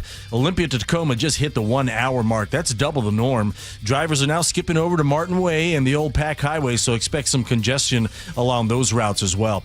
Here in Seattle, South 5 continues to fill in between Northgate and downtown. Linwood to Seattle is up to 25 minutes. Up in Everett, all lanes are back open. South 5 near the end of that Broadway on-ramp. We had a couple lanes blocked earlier at the scene of a disabled bus. That has since cleared, but we still have a few vehicles on the right shoulder. Out in Woodinville, you're in about a 1 mile backup. Westbound 522 approaching 405, slowing you down a bit, where we have road work taking up a lane. And some drive times. Bellevue to South Center, 20 minutes. Federal Way to Seattle's 20 minutes. And Tacoma to Olympia is at a half hour. Kia just dropped the biggest EV deals we've ever seen. Save thousands on the EV6 and EV9, Niro, and more at Kia of Everett. Simple, easy, fun. KIRO News Radio, real-time traffic. I'm Nate Connors. KIRO News Radio 97.3 FM Northwest News. Now, the latest from KIRO News Radio and mynorthwest.com. Good afternoon. I'm Aaron Granillo. The Mariner faithful still believe after a rough Game 3 against the Toronto Blue Jays. We'll get him back next game. Promise you we will. We're going to come back and we're going to get him next game. I guarantee it. KIRO News Radio's Luke Ducey with the preview of Game 4 at T-Mobile Park. A rough Game 3, but Mariners fans are ready to bounce back. The Mariners are going to win the whole series. We just had a rough night. The roof is back open at T-Mobile, and the sun is shining down for Game 4 tonight. The grounds crews are repairing the field after the best hitting team in baseball, the Blue Jays, had 18 hits and 5 home runs. Mariners still have a 2-1 lead in the series. At the ballpark, Luke Ducey, KIRO News Radio. Mariners have a shot at redemption tonight at 5:30. A shooting in Seattle's North End left one man dead from a gunshot to his chest. The 20-year-old victim was shot yesterday around 5 p.m. near North Gateway and 23rd Avenue Northeast. Gunfire and, of course, homicides are a difficult thing for us all to deal with. This has no place in our society. SPD Detective Eric Munoz says so far they have no motive and no suspects. State trooper was sent to the hospital overnight after being hit by a suspected drunk driver. State Patrol says the trooper had someone pulled over on southbound I-5 and the suspect plowed into his car near the King-Pierce County line. The driver was arrested for DUI. Both the trooper and another person were hospitalized. Washington has a lot of college aid to give, but students are not applying for it. KIRO News Radio's Amanda Factor reports the governor wants to change that. Governor Bob Ferguson has issued an executive order to get more high school seniors to fill out the FAFSA. That's the form for federal and state financial aid. The Washington Student Achievement Council will now set goals and track progress. According to the Seattle Times, the order also creates a new advisory board with students, teachers, and administrators. This is Ferguson's only education order since becoming governor. Amanda Factor, KIRO News Radio. And your weather update brought to you by State Roofing and Exteriors. Some clouds today, but we are staying dry. No rain in the forecast until perhaps tomorrow morning, just some light rain. Will dry out for the rest of the afternoon and then expect a soggy day on Sunday. Right now, 55 degrees in downtown Seattle. I'm Aaron Granillo, KIRO News Radio. Your best source for local news, serving Western Washington and the world with a KIRO News Radio app. Always streaming live on your smart speakers. You're listening to KIRO News Radio, Northwest News. And now, it's time for the Jake and Spike Show on KIRO News Radio. With your hosts, Jake Skorheim and Spike O'Neill. Welcome back to the show. 1 hour's down, 2 hours to go. What are we here? We're 4 hours away? No, 4.5 hours away. 5:30 first pitch tonight, right? 5:33. 5:33. Yeah. All right, so we're just about 4 hours away and 20-something minutes from first pitch. Game 4. The Mariners need it. They can do it. We believe in them. You know what we don't believe in, Spike? At least I don't. Is that this Washington State ferry deal with that company in Florida is going to go as swimmingly as we all were hoping it would when it was signed. I was reading the story in the Washington State Standard. It scared the heck out of me, as it should you, if you are a person who has to take the ferry like I do all the time. Tom Bonsi, sorry about that, Tom. Tom Bonsi joins us now. He's a reporter.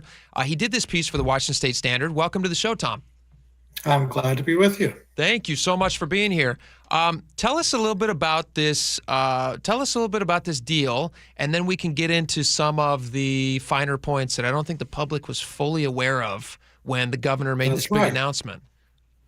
Yeah, I mean, the deal was interesting from the get-go because there were competing values of spending our tax dollars locally or getting more for our buck by going to a Florida shipyard. So that was the announcement of midsummer that the state would contract with a shipyard in the Florida Panhandle for 3 new hybrid electric ferries. This is Eastern Shipbuilding, is that right? That's right, yeah. Well, my colleague and I were interested to actually look at the contract and read it once that was signed. And that only recently was made public. And this interesting arrangement became even more interesting because on top of the issue of taxpayer savings versus local jobs, there is now the issue of time versus money.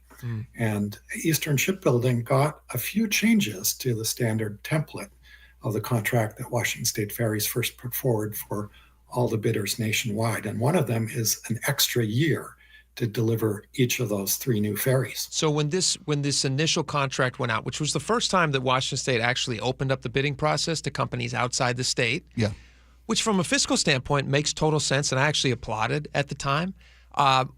They said that we need a new boat by 2029. I mean, we needed a new boat 10 years ago, but they need a new boat by 2029. So that was when the first boat had to be delivered by. That's what we all thought. Everybody understands it takes time to build these things. First you have to get the job, then you have to get the contract signed, then you have to build the thing, these are new types of boats too. These are the hybrid electric, so it's a new technology that they're doing. That's going to take some time to work the kinks out. So 4 years didn't seem like a crazy delivery timeline. But they're not getting 4 years; they're getting extra time. And tell us a little bit about why they're getting extra time and why we didn't find out about that when it was announced to the public. Well, I'm not sure why they didn't bring this up at the time. I mean, the only reason we found out about it is because we noticed the contract changes when we actually read it. It was kind of glossed over back in midsummer when the contract was announced to some celebration, because it's taken years just to get to this point of having a shipyard willing to bid on this. And as you said, Jake, this was opened to a national competition for the first time in decades. I mean, for the past 50 years, we've always been building our ferries here in Washington State. But, a couple of years ago, there was really only one shipyard capable of building these large new ferries, and you're not going to get a good price if you only have a monopoly provider. Yeah, that doesn't work that way. The odd thing was, even when we opened it up to national competition, ended up only getting 2 bids. So there was a local bidder, Nichols Brothers, which is based on Whidbey Island, and now actually owns the shipyard across the way in Everett as well, that would be involved in this. But they bid. They bid to time, to your point. They said, we can deliver the first ferry in 2029, and then the second one in 2030, and the third in 2031, just like you said you wanted. But they bid over $1 billion with a B for 3 new ferries. The Eastern Shipbuilding bid was $714 million, which is still a huge sum.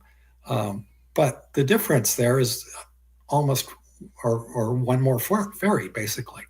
And so the state leaders, all the way up to Governor Ferguson, decided, as much as we'd like to keep our dollars at home and grow the shipbuilding capacity and know-how in our state, we just can't afford the price. Florida had a coupon, buy 2, get the third one free. How do you pass up a coupon, Right.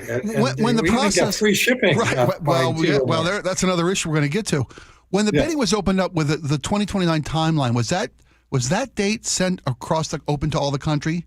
My question, I guess, if you had an extra year, would more bidders have come to the table?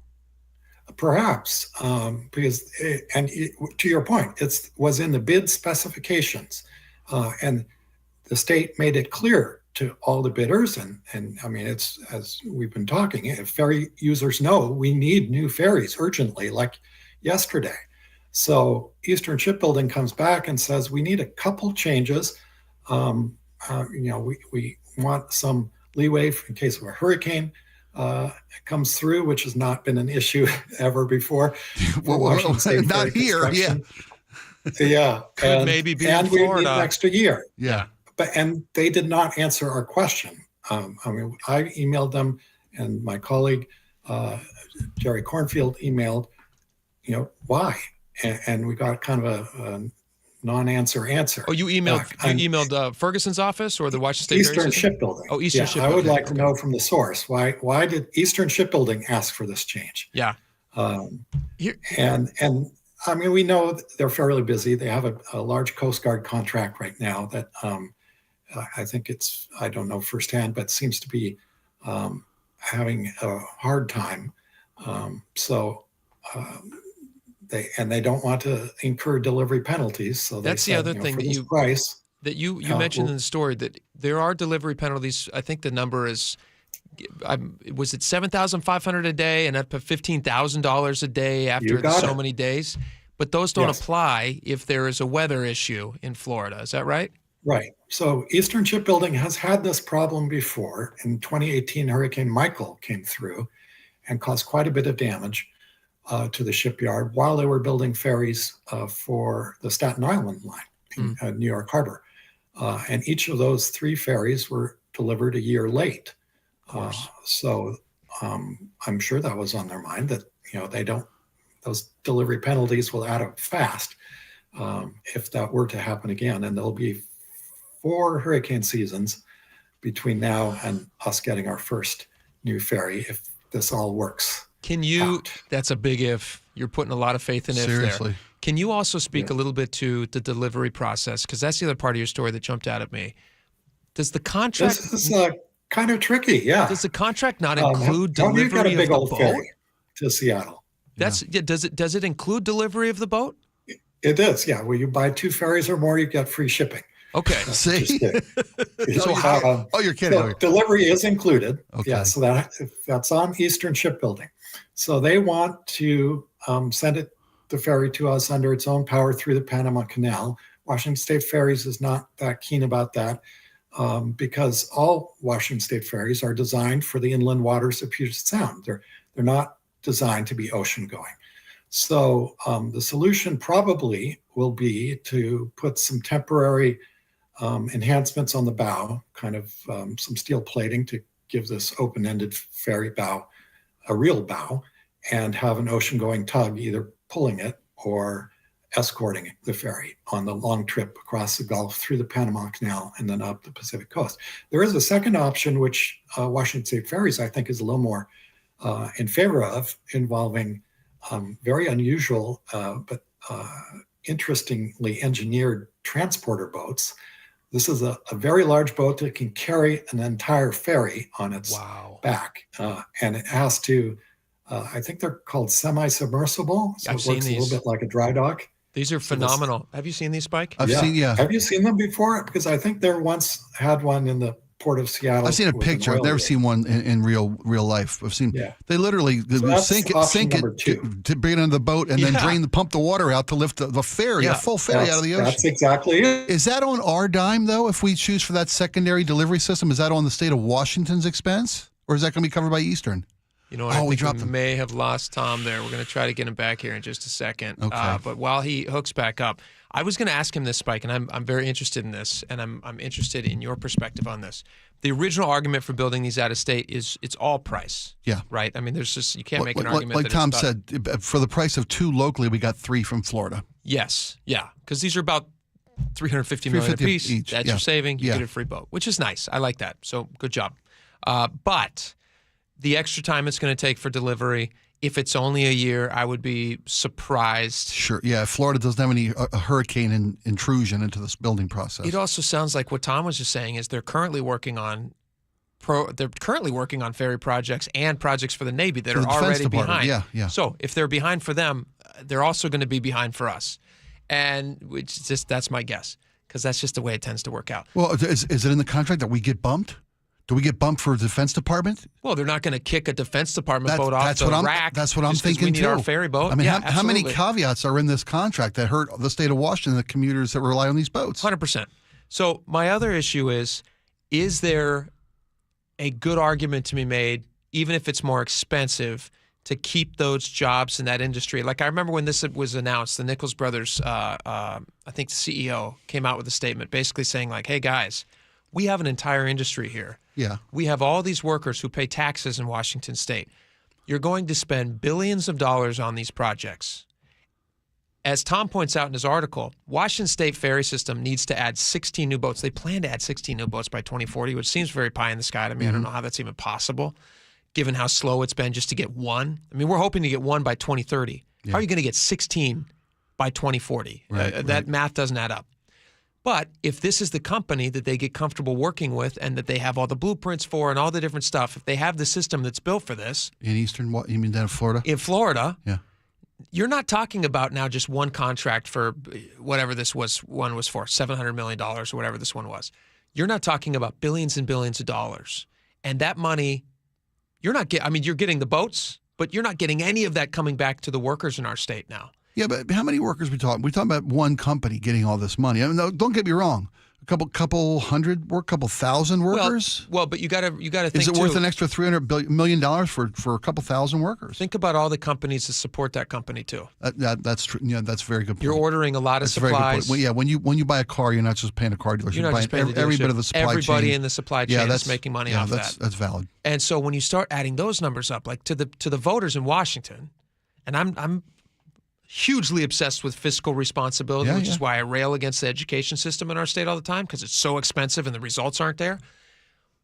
In this case, if you're going to cut out an entire industry, is Tom back? Because I have a question for him. Tom, you back with us? There you go. Yes, I am. Sorry, we had a little drop out there. No, you're good. Spike and I were just talking. A part of your article talked about Washington State wants to have 16 new boats by 2040, which to me seems like might as well call it 100. It's not going to happen by 2040. But let's say that they are able to get a bunch more boats under contract. Are they likely to go with Eastern Shipbuilding in Florida if this first one seems to go in some way? The contract would be reopened for other bidders, but Eastern Shipbuilding would have a big leg up because they'd have the experience. Every time they build an extra one, they amortize the equipment that they needed. The process becomes easier. Yeah, and more expedient, probably more affordable. I would think if we have a good experience with Eastern for the first 3 ferries, that they would probably get more ferries pointed their way. But maybe to what where your mind is going, the fact that this contract was sent to an out-of-state shipyard creates a lot of questions about the business climate in our state and why Nichols Brothers couldn't offer a more competitive bid, because they argued almost all the difference in price, the very big difference in price, is accounted for by regulations that the state of Washington chooses to apply, such as prevailing wage, which means paying union level wages. The Florida shipyard is non-union, probably pays way less than a welder or shipbuilder would earn in Everett or Whidbey Island. There's apprenticeship requirements, environmental rules, small business set-asides, veteran set-asides, and a long list that Gavin Higgins, the CEO of Nichols Brothers, has brought up that the legislature could address, but almost all of them would implicate sacred cows in Olympia. So Jake and I couldn't start a boat building company. We're thinking about this. I mean, there's almost 60 boats on the table here. Yeah, that's good money. Give Nichols some competition. Somebody should. I mean, I'm being comedic. Competition would be welcome. Why isn't somebody? But if you say it's state regulations that are keeping the costs, but almost 30% higher to build the same type, a comparable boat in the state of Washington.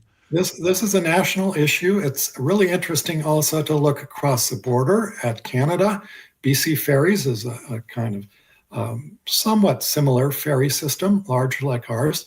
They also have aging boats, issues with crew shortages, very familiar to us, canceled sailings, irritating people on islands. Their new ship order is with a Chinese shipyard, which Washington State can't do because we have to buy USA by federal law. And that set off outrage across the border in BC because that they were buying from a Chinese company. A lot of the same issues with China that the U.S. has right now. And here they're giving a huge $1 billion contract to a Chinese shipyard. But that's because no one in BC bid. Zero. We at least had one bidder from our home state. It is shocking with that amount of money on the table and that potential for future business that it's so difficult regulatory wise that they're not even willing to bid on it. I mean, it just goes to show you how over-regulation just chokes these businesses out. And we're seeing that across the board. With all the new taxes that Ferguson has put up in Washington State, we've talked about all the new sales tax stuff, taxing nonprofits, taxing mom-and-pop shops, live demonstrations, all these things. Yeah. When you squeeze these businesses, they go to somewhere else. They go to Florida. We still need those products. Now we just have to buy them from Florida or China, which sucks. And, that's a shame. That's a shame. So I mean, both of you are old-timers in Seattle. You might know that Vigor Shipyard, the former Todd Pacific Shipyards, used to build our ferries. They didn't bid on this round. And that was kind of interesting as well.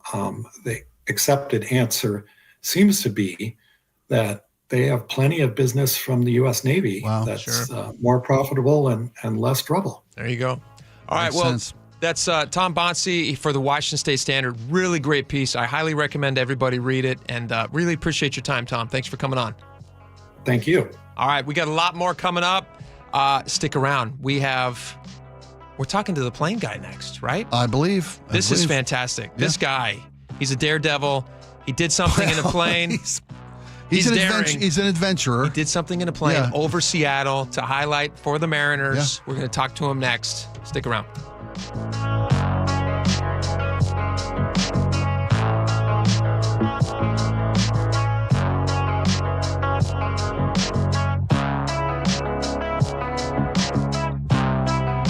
This hour is brought to you by Insulation Northwest. Seattle's morning news. I'm Charlie Harder. And I'm Amanda Factor. Mariners, Blue Jays at T-Mobile Park for the ALCS. We'll get you ready for Game 5. The Seahawks are getting ready for Monday Night Football. Hosting the Texans, we'll have the Mike McDonald preview. And Paul Holden has your weekend planner. Hope you can join us tomorrow for all the day's news, traffic, and weather. That's 5 to 9 on Seattle's Morning News. We're on YouTube, our app, your smart speaker, and 97.3 FM. Mike Rowe here with a quick question. Have you noticed cracks in your drywall, chimney, or exterior walls?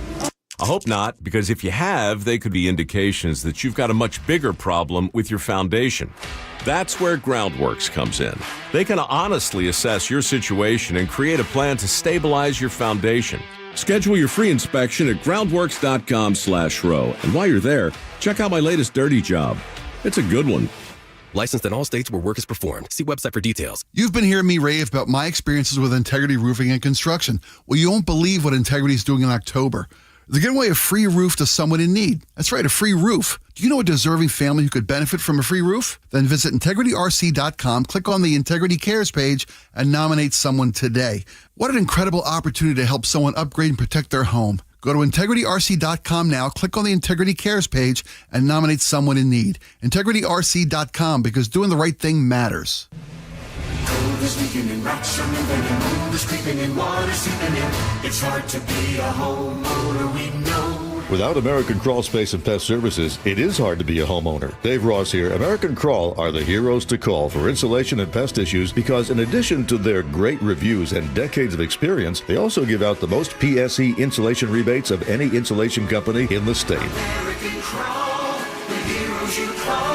Get your free inspection at AmericanCrawl.com. Hey, it's John Curley with some great news. If your home's heating or cooling is uneven, noisy, or expensive, listen up. The Quilt Ductless Heat Pump System from Home Comfort Lines is changing the game. It gives you room-by-room control and next-gen efficiency, so you're only heating where you need it. That means real comfort and real savings. And every Quilt system qualifies for max tax credits. Trusted for 50 years. Call the comfort people today at HomeComfortAlliance.com. Announcing the Royal Corgis. What have you done? I wired pounds to London to buy Royal Corgis.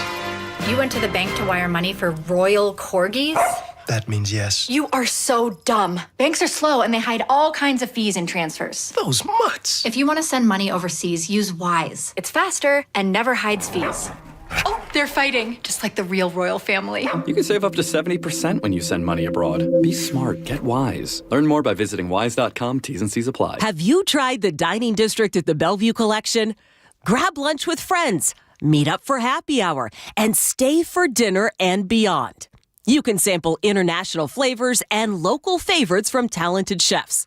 Try a new cocktail on a rooftop bar or watch the game with friends and explore the lively nightlife scene. The Dining District at the Bellevue Collection, where your taste adventure begins. Learn more at BellevueCollection.com/dining district. Okay, I have to tell you, I was just looking on eBay where I go for all kinds of things I love, and there it was. That hologram trading card. One of the rarest, the last one I needed for my set. Shiny like the designer handbag of my dreams. One of a kind. eBay had it, and now everyone's asking, ooh, where'd you get your windshield wipers? eBay has all the parts that fit my car. No more annoying, just beautiful. Millions of finds, each with a story. eBay. Things people love. Ooh, ma.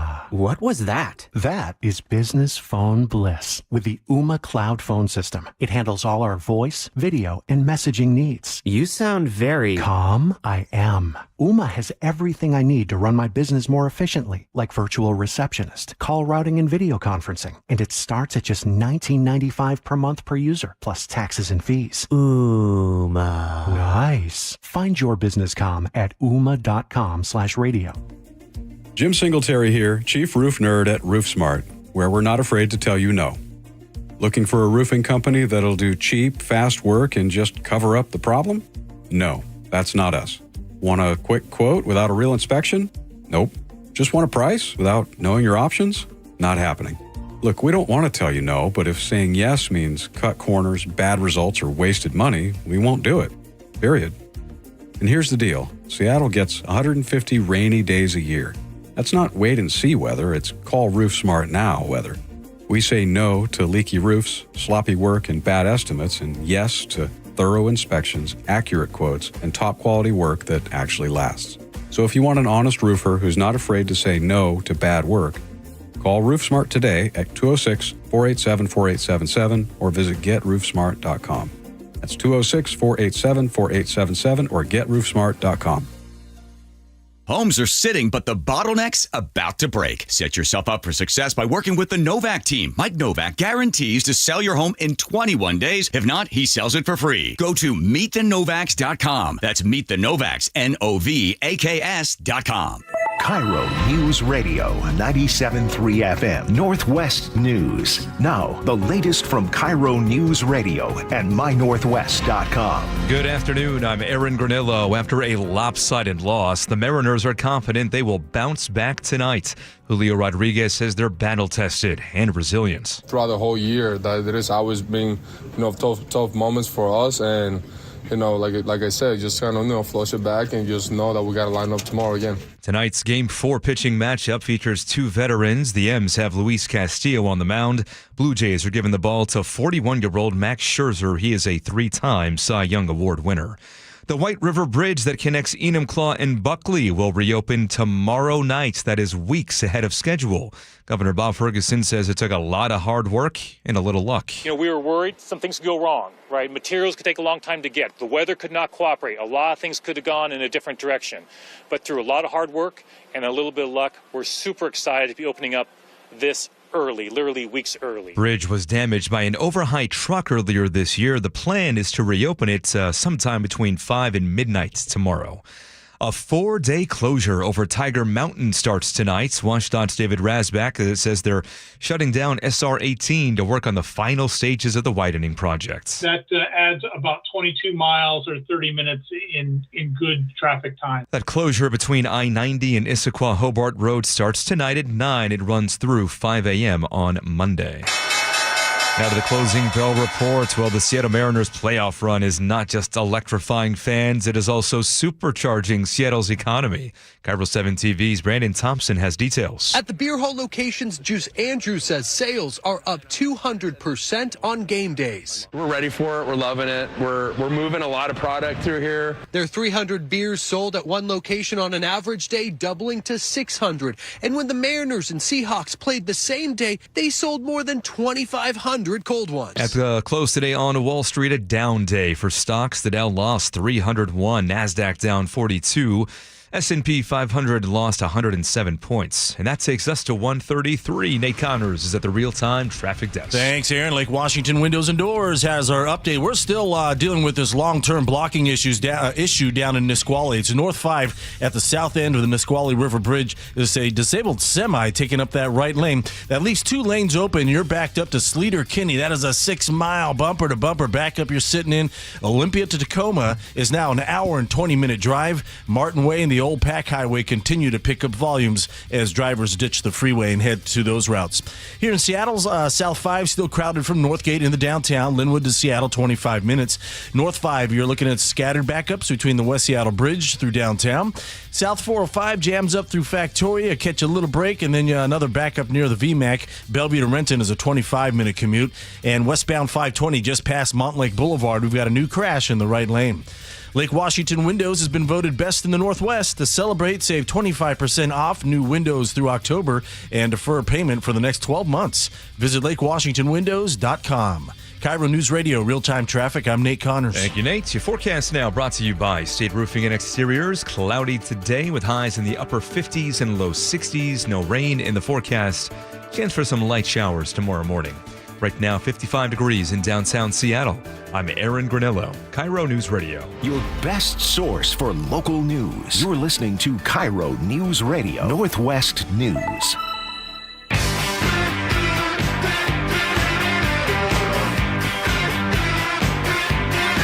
Welcome back to the show. This is very exciting, Spike. I saw this story in the news. There's a guy who apparently flew his plane. Have you ever seen these? Sometimes you see like runners will do this, where they'll do like a tracking app on their phone or their watch, and they'll run a pattern. It's usually kind of like a nasty pattern. They'll do something funny. Far too often, yes, it is. But in this case, it's a giant trident, and it wasn't a runner. It's a guy in a plane, and I have a lot of questions about this. We invited him on the show. His name is Jeremy Bellwood. He's been a pilot for 13 years. Jeremy's on the show now. Welcome to the show, Jeremy. Thank you. So, Jeremy, you are you're flying for many, many years. I assume you're not a new pilot because this seems like a kind of difficult thing to do. It does look like a beginner move. You made a trident. You made a trident in midair, and this isn't like a show plane. Not like a Skywriter either. Not a Skywriter. You're tracking your flight plan. And where did you come up with this idea? So I'm similar to what you were just saying with the runners. I've actually seen other planes that have done these line art drawings using a single continuous line. And in doing so, I always thought it'd be cool to do something, but never really had an idea of what it was that I wanted to do until the Mariners finally clinched the division and we knew we were headed to the playoffs. And it's like, okay, the Mariners logo would be cool if I could find some way to do it in a single contiguous line. And, trying to look through all the logos of the Mariners, I was trying to play around with a big S with a compass in the middle, and that would be just too challenging for all the waypoints I would need to create, how to actually do that path without, going way outside of the logo and coming back in and such. And, I ended up on the Trident, and, which works great because with Tridents up being the kind of motto of the season and now with Seize the Moment and the Trident and everything else, I mean, what better way to, kind of celebrate the team and what they've done. And well, it's a great picture too. For anybody who hasn't seen this, we'll post this on the page. It's a very good Trident. You did a very nice job. I have a ton of questions about this. So number one, are you a married man? I'm actually in the process of a divorce. Okay. Eliminates the need for my next question. Okay, so I'm not meaning to make this personal, but I was like, did you have to present this idea to your wife? I'm guessing no. Now. Or was this the catalyst for her decision? Your decision? No, on either point. So did you discuss this idea with anybody before you went up and did it? And then was there any trepidation in doing it that you were going to draw some unwanted attention? Like a plane just flying over a major metropolitan area and a weird pattern draws the eye. Well, you got to clear this first, don't you? Yeah, do you have to clear this with I assume, is it the FAA? Traffic control, maybe? Yeah. I do not have to clear it with anybody. Yes! This was something that I just kind of did it for myself. That is so concerning. I wanted to share it with a couple different people, but you have to realize the difference between general aviation and commercial aviation. Sure. There are definite airspace issues. And you're flying a smaller plane, right? You made this plane. Is it a Tubman 601? No, it is a Glass Air Sportsman, and it was built back in 2017 out of the factory. But yes, it's just a small, lightweight, general aviation experimental airplane. And it has the experimental designation because it's considered a home-built airplane by the FAA, even though I went up to the factory and helped build it with their mechanics and everything else. Yeah, it's safe. It's safe. It is safe. I've been flying it for, the last 8 years or so. I've had it back to Florida. I've been back to Oshkosh, Wisconsin several times with it. I've got over 750 hours inside of this specific airplane. Because they measure in hours flown, not so much as in time, because a lot of guys don't get to fly as often as they want. Hey, can I ask a quick question? Were you a big Etch-a-Sketch guy as a kid? I was not, actually. I'm terrible with the artistic type of stuff. I don't know. I think you got a hidden talent. Model airplanes as a kid? I did not. I always wanted to fly as a kid and never really had the opportunity until later in life. So you jumped off things as a kid. I get it. Yeah.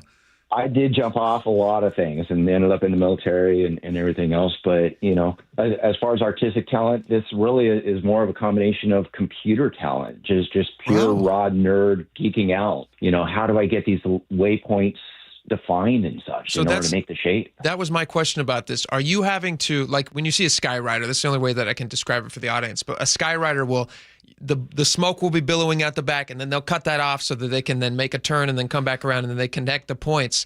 Is that what you're doing when you make a Trident, or do you have to, is this one solid motion that you're making, like one solid path? This is one solid loop. I cannot just go and say, okay, let's fly, and then let's teleport somewhere else in the sky in order to do the next line and connect the dots. So how are you pre-planning that? How are you doing that? So the process actually started off with finding the right logo or finding an image, and then using Google Earth in order to overlay the image and kind of put the dots or the waypoints roughly where I want them to be, and figuring out the GPS coordinates of those points, and then going in and just fine adjusting until the pattern just looks as sharp as I can make it. And then it's deciding, how do I want to fly this thing? Where do I come into the image? How am I going to get back out? How am I going to make these turns? How am I going to do that big arc on either side of the Trident? And then allow autopilot to kind of fly and guide that. And, this was really a first attempt of doing something like this. And it turned out well for a first attempt. There are things that I've definitely learned from this. And if I do it again, if the Mariners make it to the World Series, then, it's going to be a much larger image of it. Were there severe turns? I mean, because these is some pretty tight maneuvering. There absolutely is. And so you could kind of see, if you really look at the right side of the logo down by the prongs or the Trident, where I overshot one of those corners coming from a waypoint out to the far extreme east side of the logo, and I really had to come back, and then that's a sharp turn back to that point of the next one. And because the size of the Trident that I flew, this thing is only about 5 miles wide. It's a pretty big Trident, Jeremy. It's actually pretty small. It's pretty tight for that kind of maneuver. I guess for a plane, yeah. I guess when you're making a Trident with a plane, it's small. It's definitely tight. It's definitely small for an airplane. That horizontal segment between that barb and the point to come back down to the tip of it, you're only talking maybe half a kilometer, 500, maybe, a little more than a quarter mile or so. And to then, and I'm flying this at about 50 to 60 miles per hour. And to have that tight corner, of over 90 degrees in order to make that sweep and head back towards the point, that is an extreme maneuver for an airplane, and which is why all these points are kind of very rounded. There are no real sharp corners in this.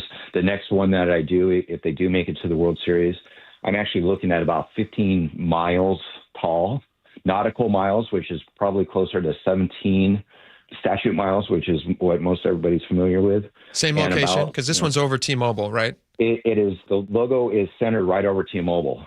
And so, I'll be going, 15 miles tall and about 12 and a half miles wide on the next attempt. So It's actually going to go up and past, shoreline to the north and You're not almost down towards SeaTac at the bottom.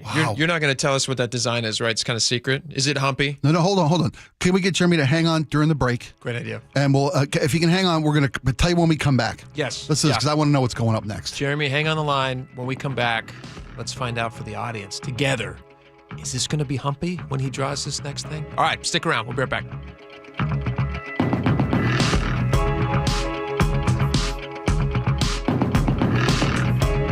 The Closing Bell is brought to you by Trajan Wealth Management. I can't wait till I get a little older. The John Curley Show. I get a little bit more hair in my ears. Weekdays 3 to 7. And I can be the really crotchety old guy that can say to people in restaurants, "Why don't you get your kid off the phone?" You could do that now. No, I'm not there yet. I'm getting close to being eccentric. As my mom used to say, I don't make enough money to be eccentric. I'm just middle-class crazy right now. Watch The John Curley Show live on YouTube. Weekdays 3 to 7. And download the KIRO Newsradio app. So what will you have today? Vanilla, chocolate, strawberry? When it comes to picking ice cream, there are lots of choices, and they all look and sound so good. Choosing a Medicare plan is a lot like that. So many options, all sound good. But if you pick a plan that's not right for you, there can be serious consequences. Hi, this is Herb Weisbaum, the Consumer Man. Open enrollment season is underway, and we're all being inundated with advertisements encouraging us to choose this Medicare Advantage plan or that one. Maybe the best choice for you is traditional Medicare. To make an informed decision, you need to do your homework. The Insurance Commissioner's Sheba program has a free Medicare Jumpstart Toolkit to get you started. This is Insurance Commissioner Patty Kuderer. Our Medicare Jumpstart Toolkit has a checklist of 7 easy steps to help you decide which Medicare plan is right for you. Order your free toolkit today at insurance.wa.gov. That's insurance.wa.gov. Or pick up a copy at your local library or senior center. Then go get an ice cream. This is the story of the one. As a custodial supervisor at a high school, he knows that during cold and flu season, germs spread fast. It's why he partners with Grainger to stay fully stocked on the products and supplies he needs, from tissues to disinfectants to floor scrubbers. All so that he can help students, staff, and teachers stay healthy and focused. Call 1-800-GRAINGER, click Grainger.com, or just stop by. Grainger, for the ones who get it done. Finding great candidates to hire can be like, well, trying to find a needle in a haystack, but not with ZipRecruiter. Its powerful technology actively finds and invites qualified candidates to apply to your job. So while other companies might deliver a lot of hay, ZipRecruiter finds you the needle in the haystack. See why 4 out of 5 employers who post a job on ZipRecruiter get a quality candidate within the first day. Try ZipRecruiter for free at ZipRecruiter.com/free. That's ZipRecruiter.com/free. Upgrade your home comfort and save 20% during the Bob's Heating preseason furnace sale. With great savings plus free financing on heat pumps, water heaters, generators, and more, our award-winning team has what you need to stay cozy this chilly season at a cost you're comfortable with. Voted best in the Pacific Northwest, we're honored to be your dedicated home comfort company since 1957. Call Bob's and save today. Bob's Heating and Air Conditioning. Call Bob. Ladies and gentlemen, this is for you too. Stubborn fat is really hard to get rid of, and then there's all those gimmicky lasers, fat freezing methods, and prescriptions. Imagine a simple solution that takes just one day and provides immediate noticeable results. Introducing ProSculpt. ProSculpt uses air-assisted technology that's safe and gentle yet powerful, delivering instant fat-reducing and skin-tightening results. Performed by board-certified plastic surgeons while fully awake, ProSculpt contours your body with minimal downtime. It's designed to target those problem areas: waistline, neck, face, arms, thighs. ProSculpt gently removes unwanted fat and tightens loose skin with FDA-cleared plasma technology, all in a simple, guaranteed one-day procedure. ProSculpt is one and done. Schedule your free consultation at ProSculpt.com for $250 off. For powerful permanent fat removal and skin tightening that works for ladies and you men, it's ProSculpt.com. Did you know that nearly half the homes in Western Washington are not properly insulated or not insulated at all? That may be the reason why your home is way too hot in the summer and way too cold in the winter. It may also be the reason that your energy bills are sky high. Right now, Insulation Northwest is offering a free inspection of your home's insulation. This is a $199 value and it's absolutely free, no obligation. Just call today and Insulation Northwest will arrange a time that works with your schedule. We'll perform a thorough exam of your home's insulation and give you the advice you need to start saving thousands. Everyone who calls today will also receive a free infrared screening of your home using the latest technology. This will help reveal any hidden flaws in your home's protective energy blanket. What do you have to lose? It only takes about an hour and it's absolutely free. Call Insulation Northwest today, the real insulation company. InsulationNorthwest.com. The markets and the economy will change, but you should always know what you can rely on from your financial advisor. I'm John Ramsire with Baird Private Wealth Management in Seattle. With deep planning and investment expertise, Baird's financial advisors have guided individuals and families through changing markets for more than 100 years. And in all that time, our guiding principle has never changed. Our clients come first, always. Discover the Baird difference at rwbaird.com/Seattle. Brought to you by Progressive Insurance. Not only does Progressive let you bundle your insurance, they also give you round-the-clock protection. Get a quote today at progressive.com. If you use the carpool lanes along SR 167 after October 20th, you will need a Flex Pass set to HOV mode to ride free. That's a change. Having Good to Go always costs less than pay by mail. That is not a change. Learn more at goodtogo167.com. Cancer impacts so many families, including mine. Former Washington Husky Mario Bailey here. My mother was treated for cancer at UW Medicine. As devastating as cancer is, there is hope because the Cancer Vaccine Institute is developing vaccines to treat and prevent the deadliest cancers. Patients who received vaccines over 20 years ago are still alive today. Please join me and make a donation to the Cancer Vaccine Institute at local Safeway stores. Learn more at uwcvi.org.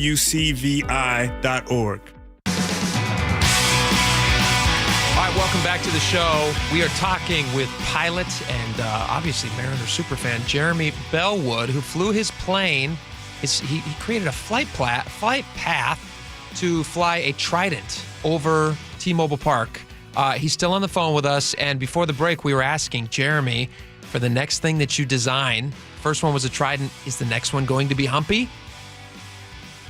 It is not humpy. I wish I knew an artist who could do something and get me a contiguous line art drawing of something else that I could do. But, you know, for me, just being the simple, nerdy math guy and computer guy, plotting out the Trident is what I'm going to do again. But, you know, because of the scale, those corners don't have to necessarily be as sharp and whatnot. And it should come out to be a much cleaner looking Trident over the city. Jeremy, I know you didn't have to get permission beforehand, but did you get some attention while you were doing this?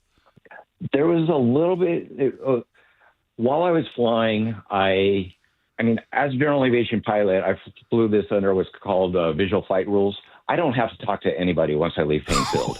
So I flew up to 11,500 feet, so about 2 miles over Seattle. And the reason for going that high is the airspace for SeaTac Airport goes all the way up to 10,000 feet.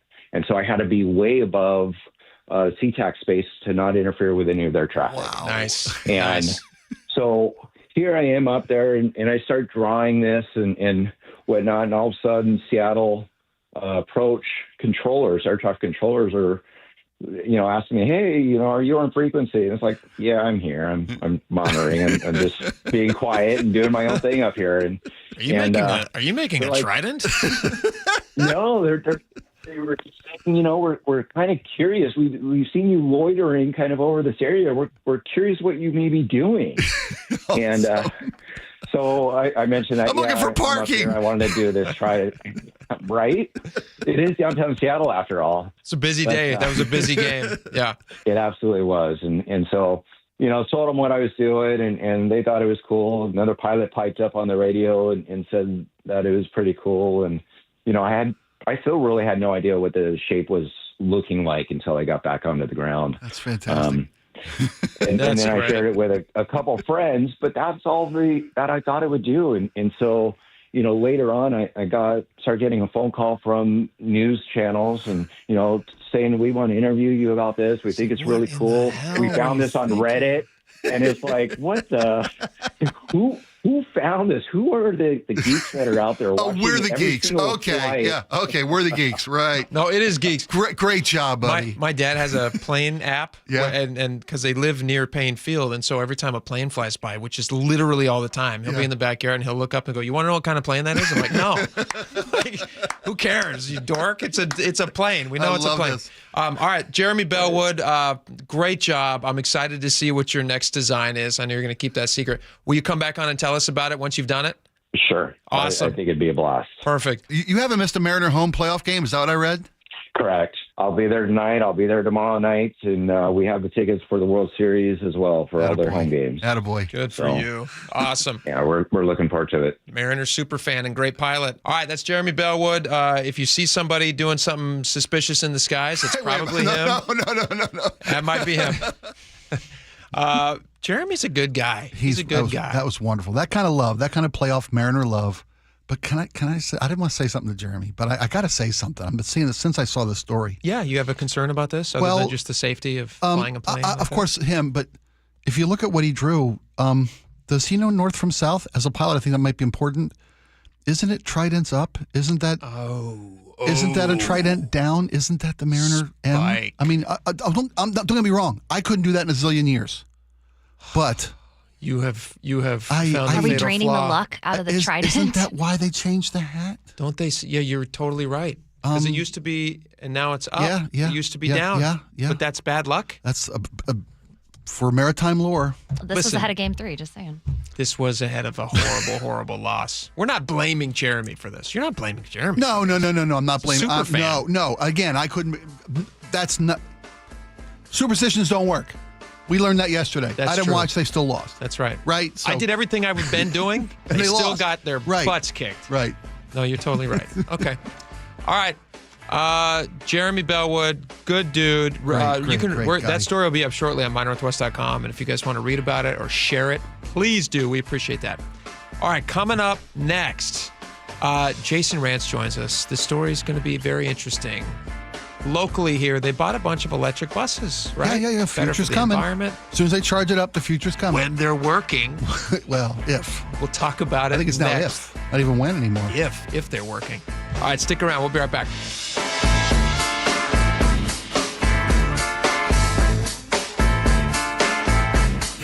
Deep to right field. There it is, number 60. The voice of the Mariners for 40 years, Rick Riz. Every Thursday morning at 7:15 on Seattle's Morning News. What happened at the ballpark yesterday? Sparky's sitting on my scorebook here, my cat, and I can't see. Good morning, Sparky. Yeah, he said, all right, man, they're still just 2 games away from getting to the World Series, but then the Mariners have forgotten about it. They flushed it. Get the full conversation on the KIRO Newsradio app. This is the story of the one. As a custodial supervisor at a high school, he knows that during cold and flu season, germs spread fast. It's why he partners with Grainger to stay fully stocked on the products and supplies he needs, from tissues to disinfectants to floor scrubbers. All so that he can help students, staff, and teachers stay healthy and focused. Call 1-800-GRAINGER, click Grainger.com, or just stop by. Grainger, for the ones who get it done.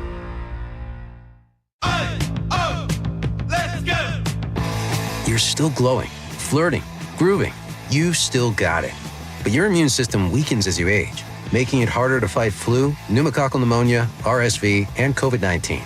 Vaccines are a key part of any health routine and help strengthen your immune response. Ask your doctor or pharmacist which vaccines you need. Schedule in minutes at vaxassist.com. Sponsored by Pfizer. It's the Medicare Advantage annual enrollment period, and Humana knows not everyone has the same needs when picking a Medicare Advantage plan. Now that I'm retired, I want to enjoy the life I've worked hard to build. So I want a plan that covers me when I'm traveling the country. Humana has a plan for that. As a veteran, I want a plan that fills in the gaps my VA coverage doesn't provide, like dental care.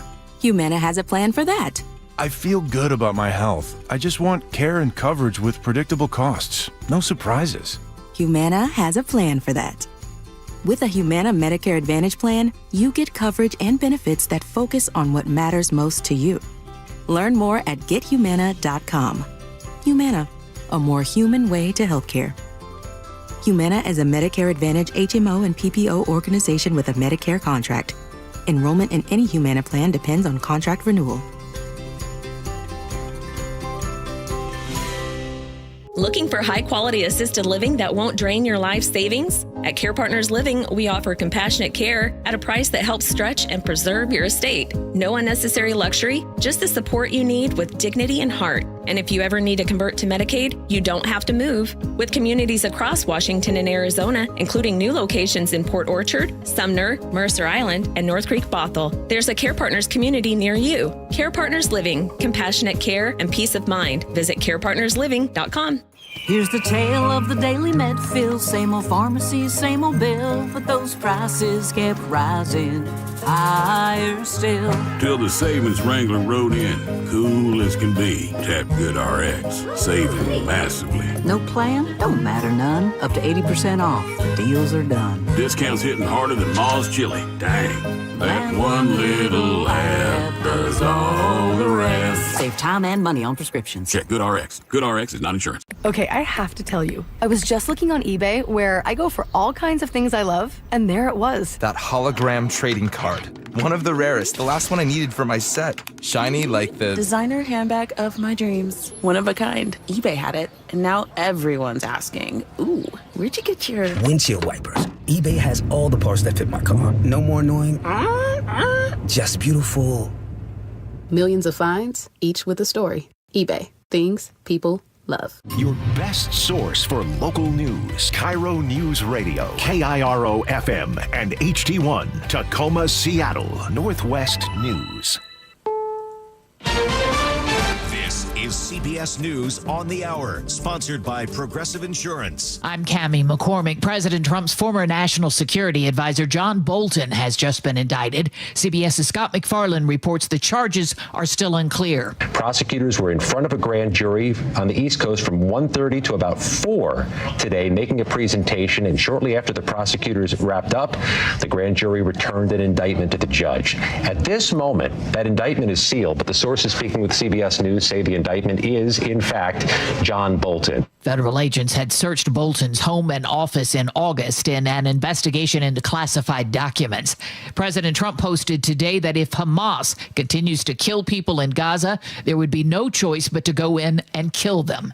He was asked about that post later. They also said they're going to behave. We're going to find out if they behave. If they behave good, if they don't behave, we'll take care of it. The president also spoke to Russia's leader, Vladimir Putin, and said they could be meeting in Budapest. I would say within 2 weeks or so. Pretty quick. Trump will host Ukraine's president at the White House tomorrow.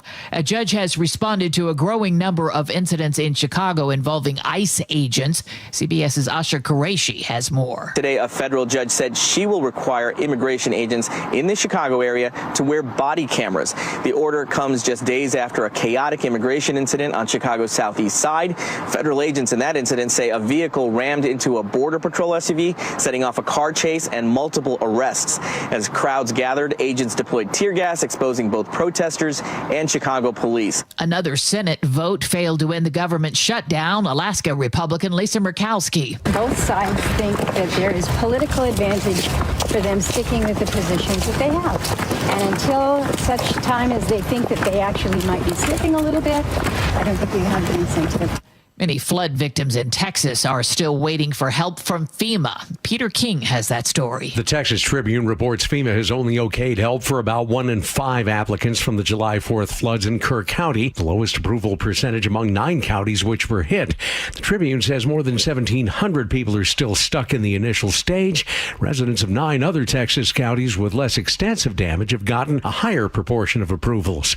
The top reason given is that people have withdrawn their requests or have failed to respond to FEMA inquiries, but victim advocates say communications in the area are still spotty. People may not be able to respond. The suspect in the deadly Palisades fire in Los Angeles has been ordered moved to California. Jonathan Rinderknecht was arrested last week in Florida. Stocks finished lower. This is CBS News. Sponsored by Progressive Insurance. Take the next step forward in your career with great benefits and an award-winning workplace. Apply at careers.progressive.com. Coming up, a big announcement from the Mariners manager ahead of tonight's Game 4. That's after Nate Connors at the real-time traffic desk. This one brought to you by Lake Washington Windows and Doors. We're still dealing with this long-term disabled semi. It's North 5, just right at the south end of the Nisqually River Bridge. We're about 2.5 hours into this now. It's blocking your right lane, and you're backed up to Sleater-Kinney. That's a bumper-to-bumper backup stretching 6 miles. Olympia to Tacoma is an hour and 20-minute commute. Now, because of this, Martin Way, State Route 510, and the Old Pack Highway are all heavy as well as drivers are ditching the freeway. Both directions of State Route 167 heavy briefly just through Algona and Pacific. Here in Seattle, South 5 is slow from Northgate into downtown. Linwood to Seattle will take you 20 to 25 minutes. Southbound 405 jams up at Southeast 8th through Factoria down to Coal Creek Parkway. Bellevue to Renton, 25 minutes. A little more backup down there, South 405 and South Center. Looking at our lake bridges, both of them are all clear, wide open in both directions. Lake Washington Windows has been voted best in the Northwest. To celebrate, save 25% off new windows through October and defer payment for the next 12 months. Visit lakewashingtonwindows.com. KIRO News Radio real-time traffic. I'm Nate Connors. KIRO News Radio 97.3 FM Northwest News. Now, the latest from KIRO News Radio and mynorthwest.com. Good afternoon. I'm Aaron Granillo. It is on to the next in the ALCS after Toronto's bats exploded last night, handing the Mariners a 13-4 loss. KIRO News Radio's Luke Ducey with a preview of Game 4 from T-Mobile Park. The Mariners are going for something they've never done before tonight, win more than 2 games in an ALCS, and fans want to see it happen. We'll get them back next game. Promise you we will. We're going to come back and we're going to get them next game. I guarantee it. Inside T-Mobile, the roof is open again for Game 4 as Crews repair home plate and the mound. Mariners have a 2-1 lead in the series. Inside T-Mobile Park, Luke Ducey, KIRO News Radio. Now looking ahead to Game 5, manager Dan Wilson just announced Bryce Miller will start tomorrow. As for Brian Wu, Brian's going to be available out of the pen, and I think that's the plan here going forward. Wu has never pitched in relief in his big league career. The M's All-Star has been working through an injury for nearly a month. The wait is over. The White River Bridge is about to reopen. KIRO News Radio's Frank Lenzi with the updates. The vital link between Enumclaw and Buckley will be open Friday evening, weeks earlier than expected. Washington Transportation Secretary Julie Meredith. We at WashUp feel the pain when the communities are severed like this. Back in August, an overheight truck hit the bridge. One thing I want to be clear about, the damage here was significant. It could have been even worse. So Governor Bob Ferguson, who made the announcement at the bridge on Thursday, says he'll be putting money in his supplemental budget for more warning systems for this and other bridges across the state. Frank Lenzi, KIRO News Radio. State says it is getting rid of its big guns for avalanche control, opting instead for high tech. KIRO News Radio's Chris Sullivan explains. The M60 tank, recoilless rifle, and howitzer are out. Starting this winter, WashDOT will be using a remote avalanche control system on Snoqualmie Pass with explosives that can be targeted and fired from miles away. Make this a safer experience for our crews. It's safer for drivers and allows us, hopefully, to reopen the roadway faster. WashDOT's Tina Warner says avalanche control used to take up to 6 hours closing the road the entire time. This system might only need 2 hours to safely remove snow. Chris Sullivan, KIRO News Radio. Out of the weather, brought to you by State Roofing and Exteriors. Cloudy for the rest of tonight. Will stay dry. Highs in the upper 50s and low 60s. Right now, 58 degrees in downtown Seattle. I'm Aaron Granillo, KIRO News Radio.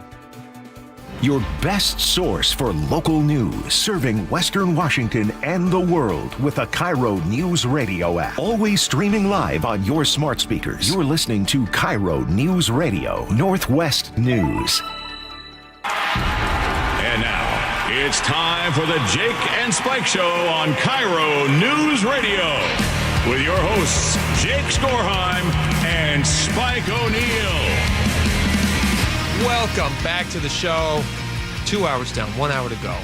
If you guys missed any of the show so far, you want to go back and get the podcast, or you want to go back and watch the YouTube. Right after the show ends, everything is uploaded. The whole show. You can watch 3 straight hours of us on YouTube. It's like we're in your living room. It's a ton of fun. It's wonderful. It smells better than if we were actually in your living room, to be fair. I mean, so it's just like being in a living room, but there's no crumbs when we're gone. Yeah. Right? We're much better There's no house rings guests. on the tables. You can just turn us off really fast. Yeah. Or just keep us on all the time. We were going to start with this bus story that Jason Rantz has. Jason Rantz is joining us now from Seattle Red 770 to the Jason Rantz Show. Jason, welcome to the show. Hey there. Hey there, Jason. I want to get to your story in just a second on the electric bus fleet and why it's not on the road right now in King County. But I just saw this story on the commercial break, and this is a story that we were planning on talking about today. We just didn't have all the details on it now, but now we do. Did you guys see that horrible crash that happened in Parkland, Washington, that 20-year-old girl that died? Oh, the guy fleeing law enforcement, right? Yes. Ran a red light and directly into another vehicle. So he was fleeing law enforcement, smashes into this poor girl, and a 20-year-old life is now ended. She is at the beginning of life, and I cannot even imagine. Honest prayers go out for this family. Like I've said prayers for this family after I saw this news. This is just the worst thing that could possibly happen. She's just driving across the intersection, minding all the laws, doing everything that she should do, and somebody doing something illegal ends her life. I'm going to read to you from this King 5 story that I just saw. Jason, you probably already know this, but I just saw this. Suspect charged with 8 counts, including felony murder following that fatal crash in Parkland. The suspect who allegedly struck and killed another driver while fleeing from police, according to state records, has been arrested 36 times previously. 36 times. There's one more small detail, too. Share it. Go ahead. Well, he's wanted on a DOC warrant. Department of Corrections? Yeah.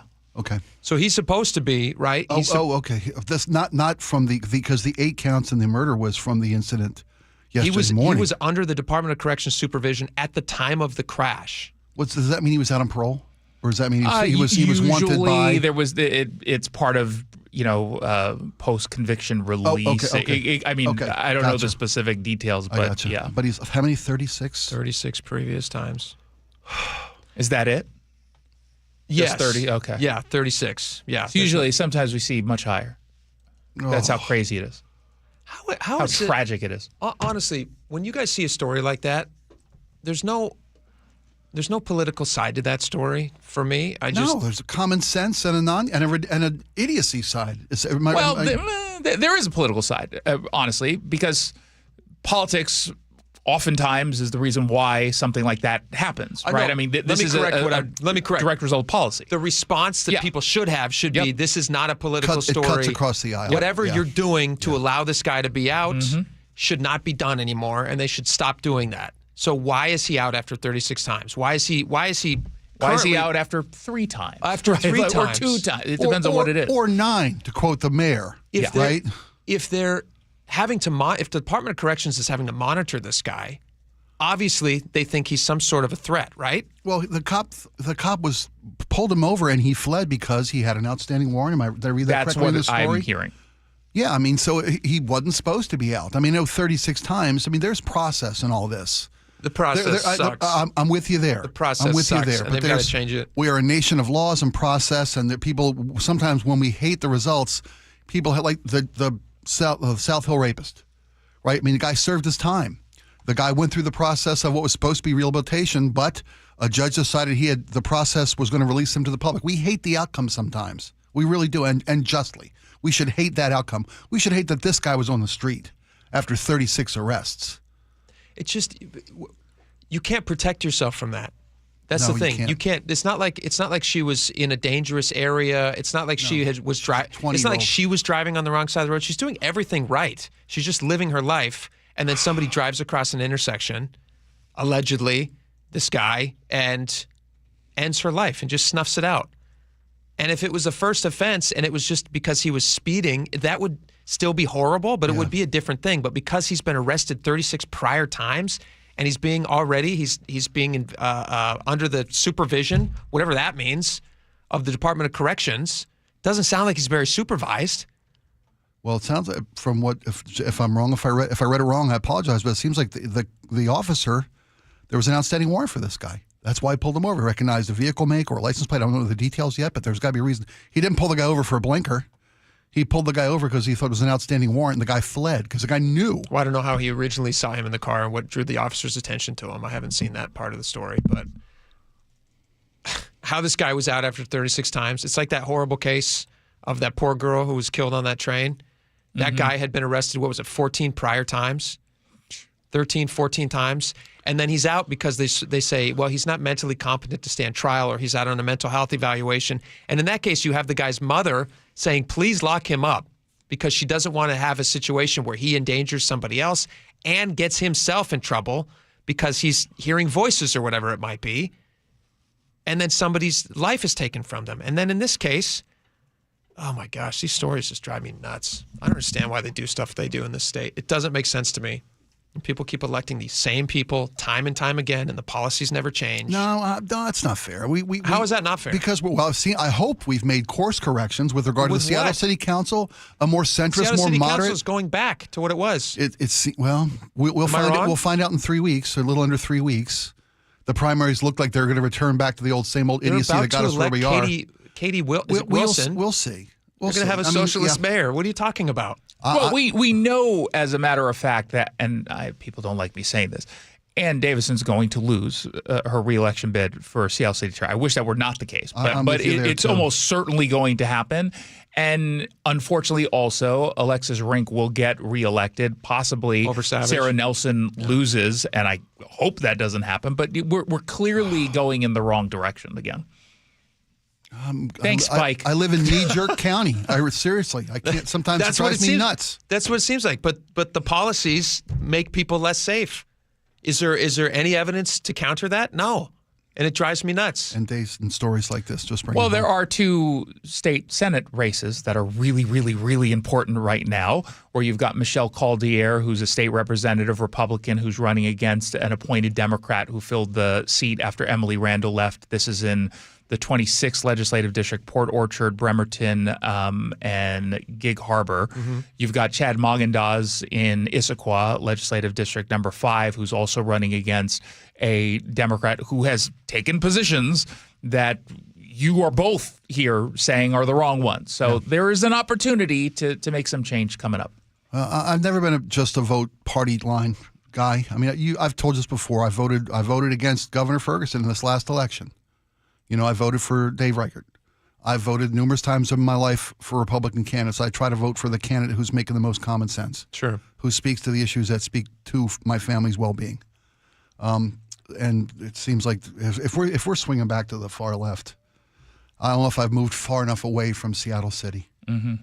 So that just breaks my heart. That's a horrible story. Horrible story. Tell me about some flaming buses. Yeah, let's hear about some buses. Jason, King County Metro Electric Bus Fleet. Sorry. Now, they made a big investment because they want to make sure that we have the cleanest burning future.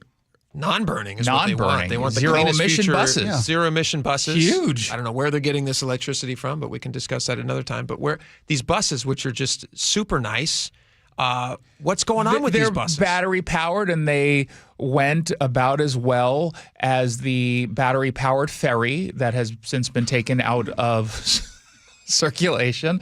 40 of these brand new buses have been taken offline indefinitely because of concern around the batteries possibly going kabooey while driving them. There was a nationwide recall of they're called New Flyers. They're based out of, or the manufacturer's Canadian. I'm sorry, say Flyer. Oh, Flyer. But maybe it should be Fryer. Yeah. So they were taken out of commission. Use that. And this was quietly done. I only found out about this because of a Metro insider who had reached out and gave me the tip. And then when I reached out to them, they're like, let me find out some more info. And then they confirmed the details. So they make the point, and this is valid, that taking these 40 out of circulation did not impact in any meaningful way the service of King County Metro. They just were replaced with other buses. Gotcha. But y'all told us that this was like an existential crisis, that we've got to make these changes now.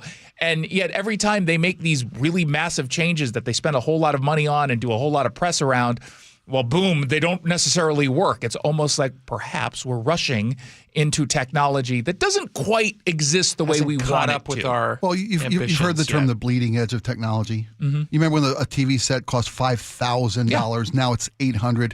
I mean, that's the situation with this. A rush to be first. Yeah, but for we're new not innovation. writing TV sets to our jobs. But I think the analogy still works. Whoever we want, the early adopters, pay the highest price. Yep.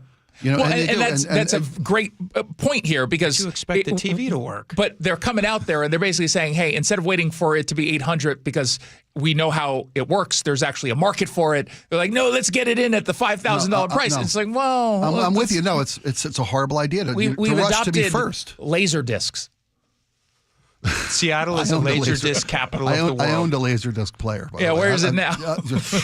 Parked next to my electric bus with a burning battery. So this is not a huge portion of their fleet, right? It's not. It's 40 out of like 1,500, 1,400, something like that. So it didn't impact anything as far as the consumer.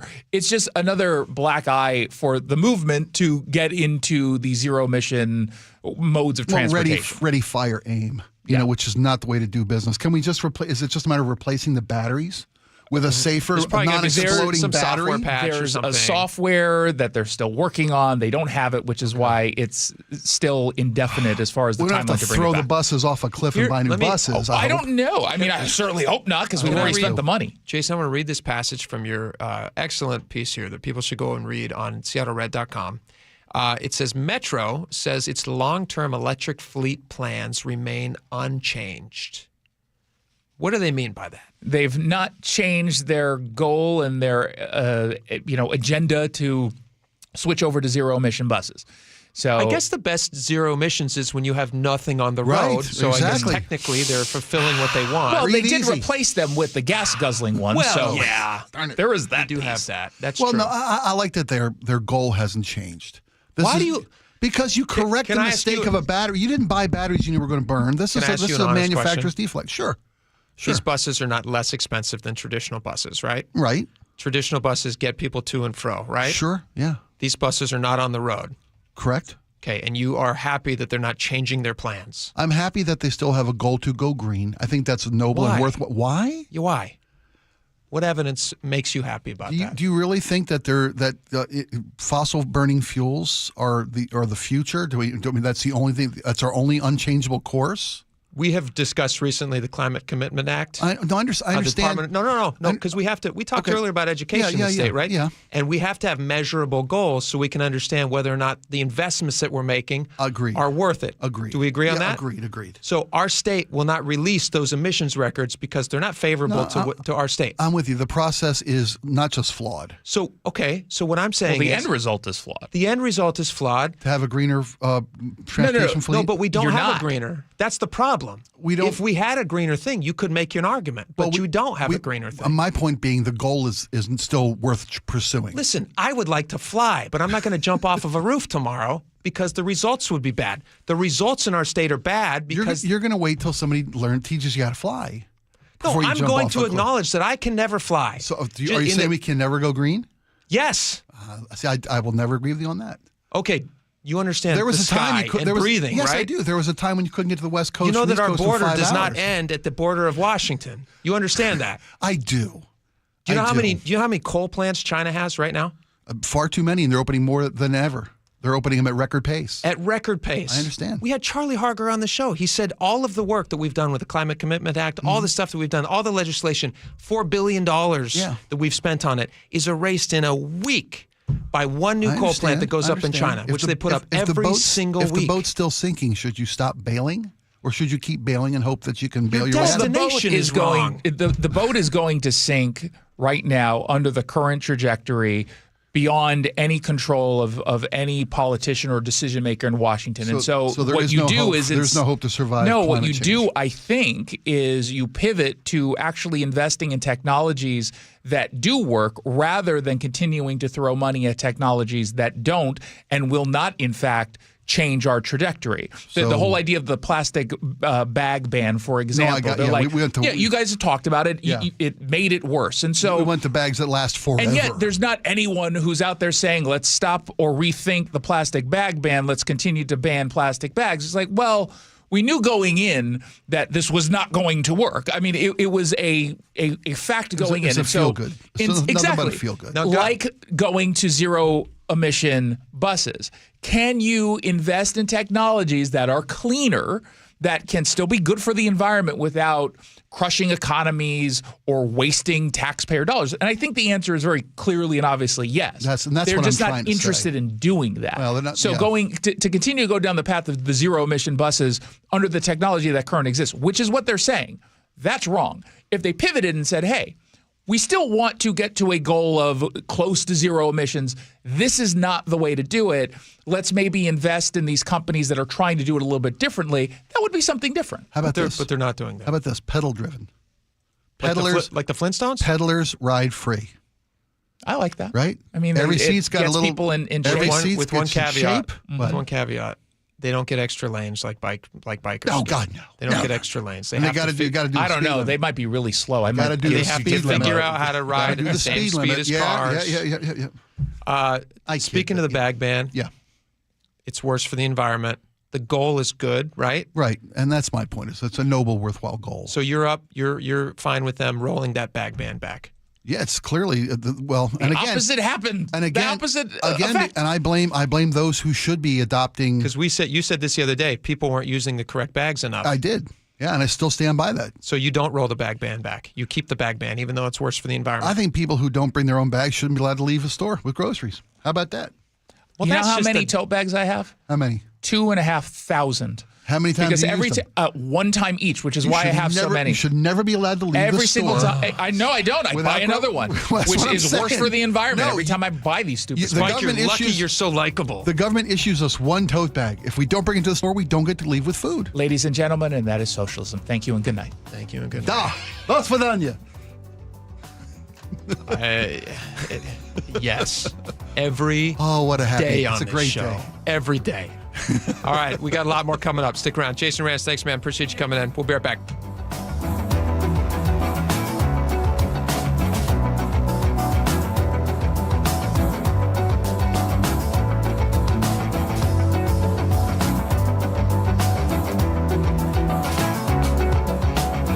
This hour is brought to you by Sharp Vision Modern LASIK and Lens. Seattle's Morning News. I'm Charlie Harger. And I'm Amanda Factor. Mariners Blue Jays at T-Mobile Park for the ALCS. We'll get you ready for Game 5. The Seahawks are getting ready for Monday Night Football. Hosting the Texans, we'll have the Mike McDonald preview. And Paul Holden has your weekend planner. Hope you can join us tomorrow for all the day's news, traffic, and weather. That's 5 to 9 on Seattle's Morning News. We're on YouTube, our app, your smart speaker, and 97.3 FM. Your time is money. So why are you wasting it stuck in I-5 gridlock, TSA slowdowns, and SeaTac crowds? Isn't it time to travel smarter? Seaport Airlines offers high-frequency commuter shuttle service from Seattle's Boeing Field to Portland. Park for free next to our terminals. Check in 20 minutes before your departure. Get there faster without the hassles. Seaport Airlines. It's about time. Book today at flyseaportair.com. You've been wiring pounds to a second wife in London. It's not what it looks like. And here she is now. Sure it isn't. Hello, darling. Elizabeth? Did you know our husband used a bank instead of Wise to send you money? What an imbecile. Well, see, even your secret wife knows that banks are slow and hide fees in overseas transfers. Those cheaters. If you want to send money overseas, use Wise. They're faster and they don't hide fees. You can save up to 70% when you send money abroad. Be smart. Get Wise. Learn more by visiting wise.com. T's and C's apply. An illegal alien from Guatemala charged with raping a child in Massachusetts. An MS-13 gang member from El Salvador accused of murdering a Texas man. A Venezuelan charged with filming and selling child pornography in Michigan. These are just some of the heinous migrant criminals caught because of President Donald J. Trump's leadership. I'm Kristi Noem, the United States Secretary of Homeland Security. Under President Trump, attempted illegal border crossings are at the lowest levels ever recorded, and over 100,000 illegal aliens have been arrested. If you are here illegally, you're next. You will be fined nearly $1,000 a day, imprisoned, and deported. You will never return. But if you register using our CBP Home app and leave now, you could be allowed to return legally. Do what's right. Leave now. Under President Trump, America's laws, border, and families will be protected. Sponsored by the United States Department of Homeland Security. Comcast Business can help turn your small business into a connected, secure, modern business. It's how restaurants become reliably up and running neighborhood favorites. How healthcare offices become the data-protecting caregivers that we all depend on. And how wealth management firms become cyber-securing guardians of your information. With reliable connectivity, enhanced cybersecurity, and Wi-Fi backup, your business can stay connected and get threat-ready with Comcast Business. Powering possibilities. Now through November 16th, new Comcast Business customers can get started with 150 megabit internet plus security for $59.99 a month for 12 months with a 2-year agreement. Plus, ask how to get a $500 prepaid card on a qualifying gig package. Call today. Restrictions apply. Requires enrollment in paperless billing and auto pay with bank account. Early termination fee applies. Equipment, taxes, and fees extra. Mike Rowe here with a quick question. Have you noticed cracks in your drywall, chimney, or exterior walls? I hope not, because if you have, they could be indications that you've got a much bigger problem with your foundation. That's where Groundworks comes in. They can honestly assess your situation and create a plan to stabilize your foundation.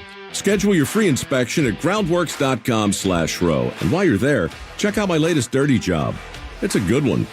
Licensed in all states where work is performed. See website for details. It's always such a pleasure for me to catch up with you, Shannon O'Kelly, President and CEO of IRG Physical and Hand Therapy. And as I understand it, calendar year is wrapping up. There's never a better time to take care of your aches and pains. Why? Well, it's always a great time to come see us here at IRG Physical and Hand Therapy. We'll take care of your aches and pains. We'll get you better. But particularly, Brock, at the end of the year, most people have met their deductibles. They may have HSA, may have FSA funds. So use the opportunity to use your insurance to treat those aches and pains so you're not taking them into the new year. So you're healthy, fit, and you're excited about the new year. That's what it's all about. Here at IRG, we are so dedicated to making sure our patients really understand the insurance because it's a complex world. So when you call us, we're going to help you navigate your insurance. But I will tell everybody listening right now, if you've met your deductible, get your aches and pains treated here at IRG. We'll take care of you. We'll take care of your insurance. We'll take care of your family. We'll take care of everybody. Clinics up and down the Puget Sound for you to go visit or see them online at irgpt.com. I'm Macy House with Baird Global Investment Banking. In today's markets, global financial capabilities aren't worth much without personal attention to your priorities. Baird Banking, Research, and Private Equity professionals are located across 3 continents, sharing more than investment expertise. As employee owners of our firm, we all have a personal stake in your success, here in the Pacific Northwest and around the world. Discover the Baird difference. Visit rwbaird.com/Seattle.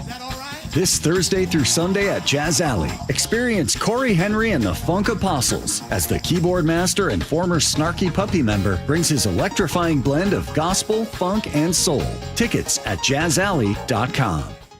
KIRO News Radio 97.3 FM Northwest News. Now, the latest from KIRO News Radio and mynorthwest.com. Good afternoon. I'm Aaron Granillo. Right now, dozens of Mariners fans have converged on Seattle City Hall for a march to T-Mobile Park ahead of tonight's game.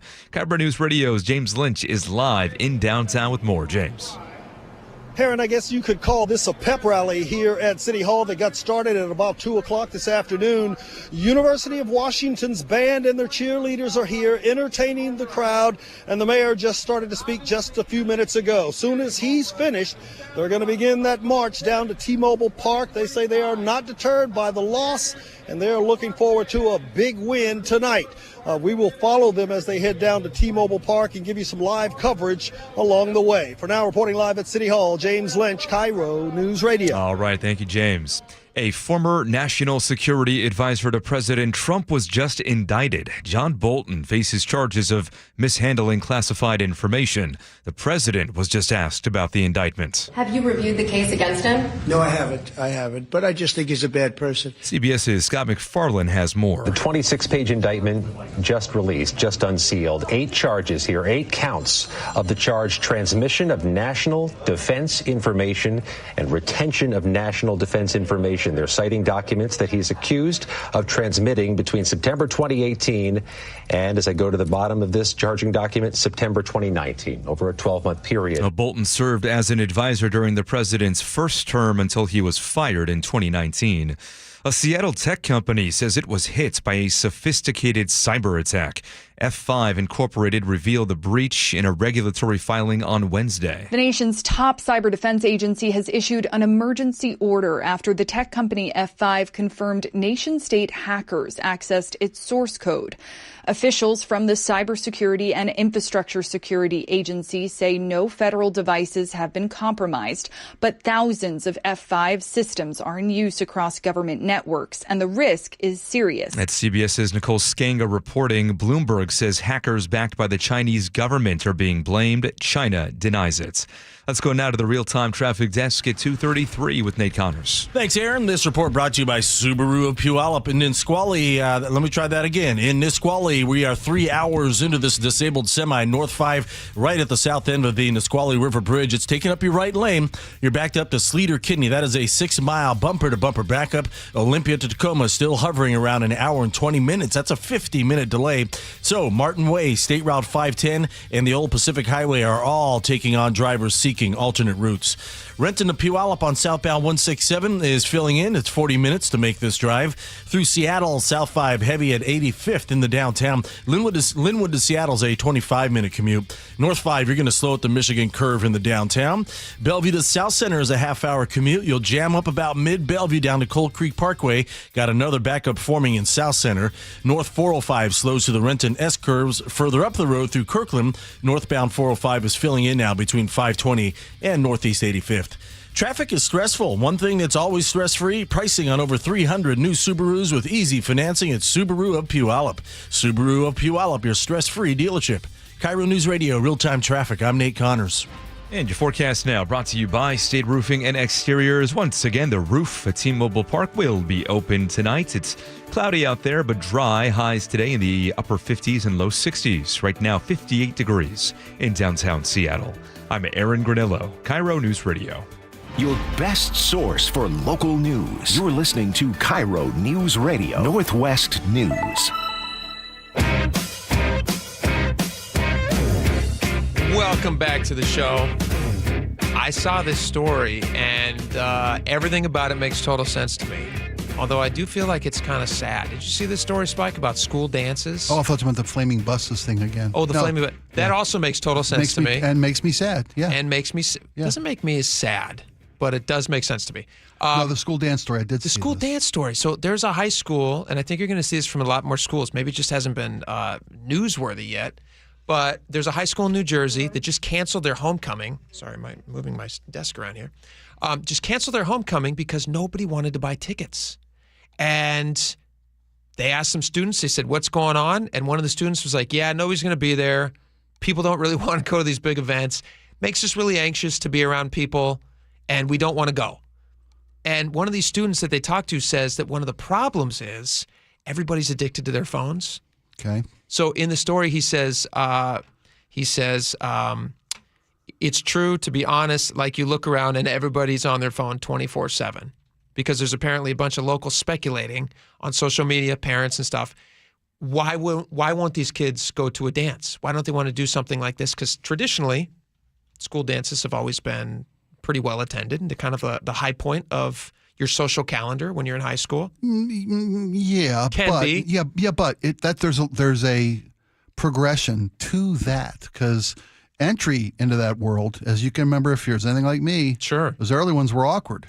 They were uncomfortable. They were only ever awkward for me. Okay. Yeah. Fair enough. They never became fun. So you know where I've been. Yes. Yeah. 100%. And kids these days, why would they don't take on anything uncomfortable. That's true. I had to teach my kid how to answer a phone, how to make a phone call, how to call and book an appointment themselves because they were so uncomfortable being on the phone. We have done this thing with our kids where I don't know that they're in situations a lot now where they have to look somebody in the eye and shake their hand. So and I have 4 sons and they're going to be men someday and I want them to feel like they can walk into a room.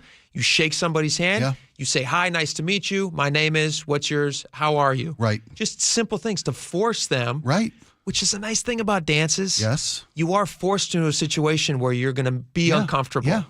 But the benefits are nice. Yeah. It's a learning process. It can be a learning process. It's the only thing that keeps society moving forward is this process. There's that part too. Which brings me to my conclusion of this story. Which is that we're screwed. Forced dancing. No, forced dancing. It's the opposite of footloose. Yes, exactly. Exactly. A That's where we small went town wrong. that doesn't want to dance, and there's one scrappy preacher who understands the value of socialization. He goes, and if the these fact kids that don't make babies, society this is lost. is it. Look around you. We're it. This is the last of us. Right? They talked to in this piece here from CBS, they talked to a psychologist. His name is Matthew Strobel. And he says he's not surprised at all that these kids weren't interested. He says kids are incredibly overprogrammed at this point. Smaller, more informal groups, that's where they're feeling more comfortable. There's less pressure in those groups. I think a lot of this has to do with social media influence. He says social connectedness is a really important thing. It's a huge skill for teens to develop. It's a life skill. But we have to figure out where they're at and how to get them there. If a school dance isn't what they want, what could it be? So he's basically saying, like, just find other ways for them to socialize. Okay. Which I'm not saying you have to shove them into a school dance. Yeah. But there is some wisdom to that. I agree with you. Yeah, I mean, I don't know if you can make it, I'm not saying make it mandatory, but for the school to not even host it. Not even host it. Okay, bring in something they like. Feed them. Free pizza. I don't care what it takes. Incentivize. Yes. Laura, did you go to school dances? Was it fun for you? Yes, and I went to an all-girls school. So okay. Was it Did you partner up with a boys' school? Did you bus in We boys? did a couple of partnerships. I went to Holy Names. We did a couple joint dances with O'Day. Sure. But most of our stuff, like our prom, that was mostly homecoming. Our prom was all girls. We had to desperately search for a date. It was not easy. So people. you could find somebody outside of your bring school. a date. to bring the date. Yeah. Okay. But you still went to the dances. Oh, and yeah, I went to every single one. Did you it's enjoy like them? memories. Yeah, oh my gosh, our prom was in the Space Needle. I don't think they that's do that anymore, but how cool is that? I mean, that's really cool. That sounds awesome. That Ours does was in sound our gym. Did you see? I went to an all-boys school, so for us, your guys' schools could have connected. Well, I mean, you were 2,500 miles apart and 30 years luckily, apart. we but- busted women from the women's prison for our school dances, which was great. Yeah. No, I'm kidding. I went to an all-boys school that was right next door. Everybody did very well that night. Everybody they're so eager, we thought. There's, and why are they all interested in Miss Johnson, I asked. We had an all-boys school next to an all-girls school. Yikes. Now you went to a school that was co-ed school, right? Yeah, I went to a public high school. Did you date, or did you bring someone from your, I guess I'm trying to ask, could you bring How did I get a date? No. That's nice. No.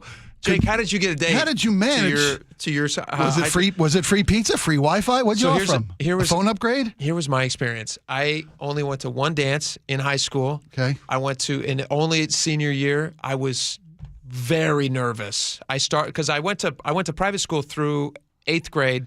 I came to high school freshman year, secular school as we called it at my Christian school. I came there freshman year, and so I didn't really know a ton of people. Yeah. I made friends pretty quick because I'm a friendly guy, and I was nervous about being beat up, so I tried to find people real fast. Smart. But I was very nervous around girls. Sure. Well, I was very short. Yeah. I didn't grow until after high school. I still can't believe that. Very short.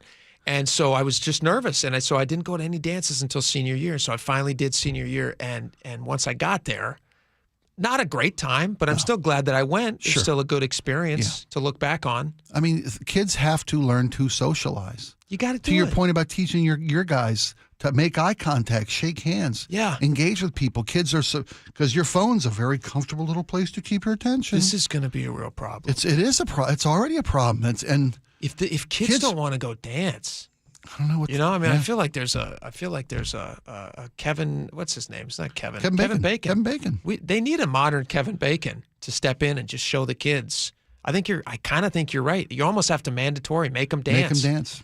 It's like the mom who drives her kids. Like, they have them in all the high school movies when I was growing up. There's always a dorky kid who's on the outside of things, who's not a joiner, whose mom drives him to the dance and forces makes him to go inside, right? And he waits, and as soon as she drives away, he runs back. Then he runs back and he hides. And all the 80s comedies. Yeah.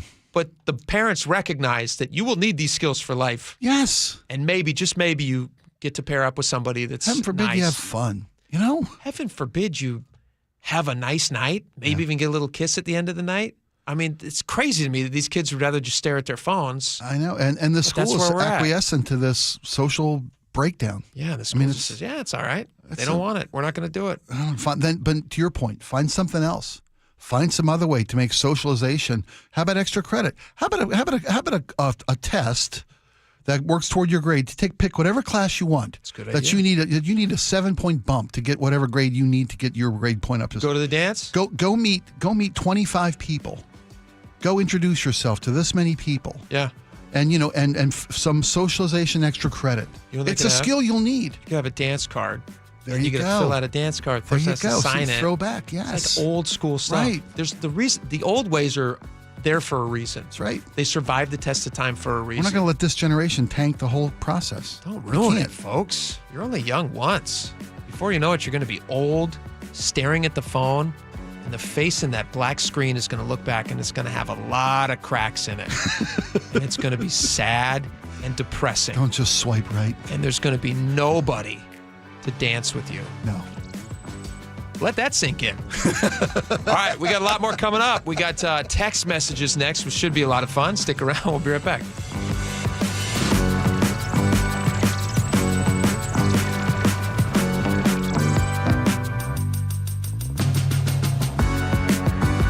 Deep to right field. There it is, number 60. The voice of the Mariners for 40 years.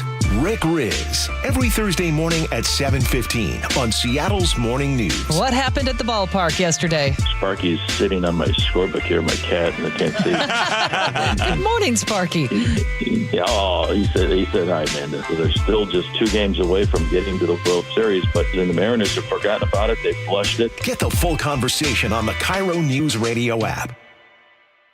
Makita's built for the pros who show up early, who don't do shortcuts, only precise cuts. With tools built to last, job after job, year after year. Performance that pays off, because when the job calls for the best, you answer. And when you need the best, you call on Makita. Built to be the best. Available at the Home Depot. This is the story of the one. As a custodial supervisor at a high school, he knows that during cold and flu season, germs spread fast. It's why he partners with Grainger to stay fully stocked on the products and supplies he needs, from tissues to disinfectants to floor scrubbers. All so that he can help students, staff, and teachers stay healthy and focused. Call 1-800-GRAINGER, click Grainger.com, or just stop by. Grainger, for the ones who get it done. I'm still going for it, even with higher stroke risk from atrial fibrillation, an irregular heartbeat not caused by a heart valve problem. Over a 3-year study, Eliquis apixaban tablets reduce stroke risk better than warfarin, and over 97% of Eliquis patients did not experience a stroke. A first stroke occurred in 2.9% of warfarin patients versus 2.3% of Eliquis patients. Don't stop prescription Eliquis without asking your doctor. Stroke risk may increase. Eliquis can cause serious and potentially fatal bleeding. Don't take if you have an artificial heart valve, abnormal bleeding, or antiphospholipid syndrome. While taking, you may bruise more easily or bleed longer. A spinal injection increases blood clot risk, which may cause paralysis. Get medical help right away for unexpected bleeding or bruising, or back pain, tingling, numbness, muscle weakness, or incontinence. Aspirin products, NSAIDs, SSRIs, SNRIs, and blood thinners increase bleeding risk. Tell your doctor about planned medical or dental procedures. Learn more at Eliquis.com or call 1-855-ELIQUIS. You're still glowing, flirting, grooving. You still got it. But your immune system weakens as you age, making it harder to fight flu, pneumococcal pneumonia, RSV, and COVID-19. Vaccines are a key part of any health routine and help strengthen your immune response. Ask your doctor or pharmacist which vaccines you need. Schedule in minutes at VaxAssist.com. Sponsored by Pfizer. There's nothing like when you get that part from eBay and it just fits. Yeah, the first time. So you can do less of this and get right back to more of this. At eBay, you'll find all the parts you need, guaranteed to fit, at prices you'll love. Sounds good, doesn't it? eBay, things people love. Eligible items only. Exclusions apply. Free consultations, no-fee guarantees, 5-star reviews. J.P. Pendergast with Pendergast Law explains the importance of going beyond these familiar offerings. Accident victims want an attorney, Tom, that satisfies their needs. Someone who handles those needs with the highest degree of care. Pendergast Law offers the no-fee guarantees and free consultations, but these only scratch the surface. Okay, explain more. We make sure that every member of our team is genuinely passionate about helping others. Customer service and communication are our top priority. It's how we take care of our clients so they always feel one step ahead of the insurance companies. Our strong reputation for high standards provides comfort and confidence when it's needed most. Pendergast Law offers the free consultations, the no-fee guarantees, and of course, they are 5-star rated. But what really makes them different is their genuine passion for helping others. I can't recommend them enough. If you or a loved one has been injured in a car accident, call Pendergast Law. We can help. That's PendergastLaw.com. Did you know in Washington State, you can see a physical therapist without a referral from your doctor? That's right. Thanks to Direct Access, you can skip the wait and get the care you need right away. Shannon O'Kelly, how has Direct Access changed the game? Direct Access for us, Brock, is a game changer. Why? Is because there is so much research and data out there that says if you get in early when you have a musculoskeletal problem or an injury, the earlier you get in and we can start care, the better outcomes and the decreased downstream cost, okay? So it's so important. Our providers are all doctors of physical therapy. They're all trained to identify situations and problems. They've got the skill, they've got the talent, they've got the knowledge. If you get in and start therapy early, we're going to get you back to activity, pain-free, and moving and having fun.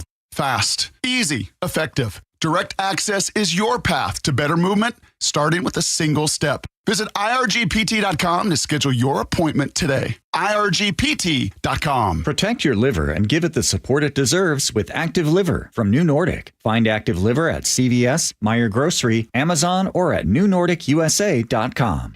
Experience the thrill of seeing orcas and humpback whales with Puget Sound Express. Join their family-run tours for guaranteed whale sightings, departing daily from Edmonds. These are Seattle's most popular and well-reviewed whale tours. Book now at PugetSoundExpress.com.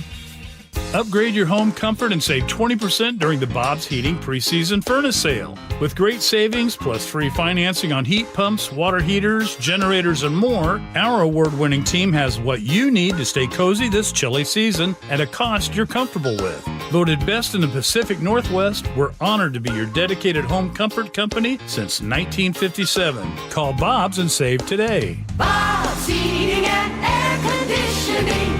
Call Bob.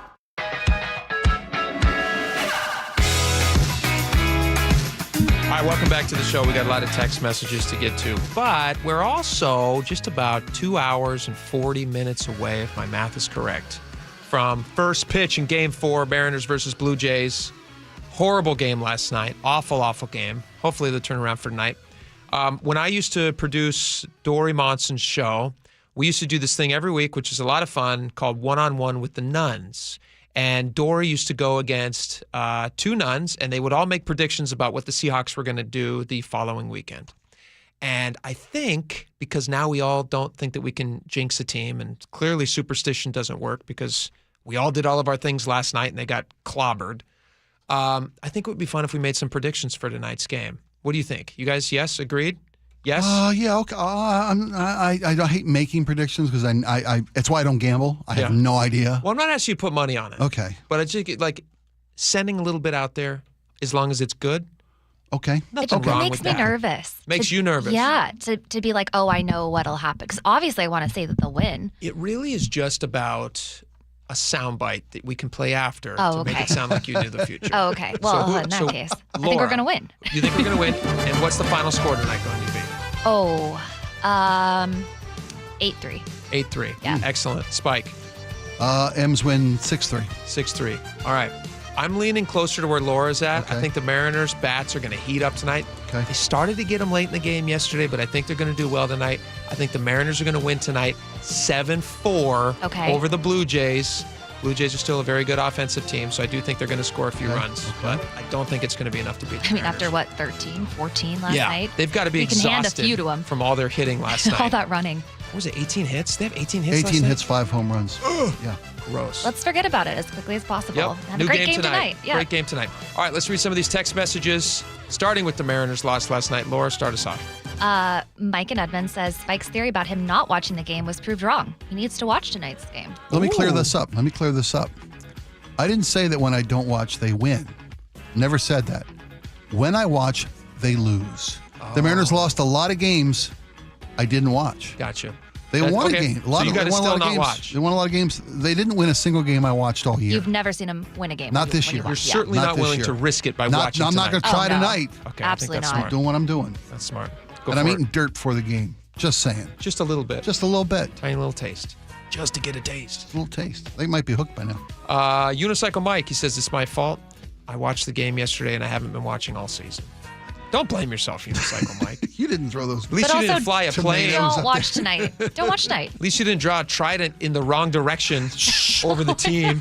No, we're kidding. Jeremy, we're kidding. Jeremy's good. Todd Burian says Toronto figured out that we were throwing sliders at them, and they went to the batting cage and set it a slider so they could dial it in on us. And they did. Well, good job.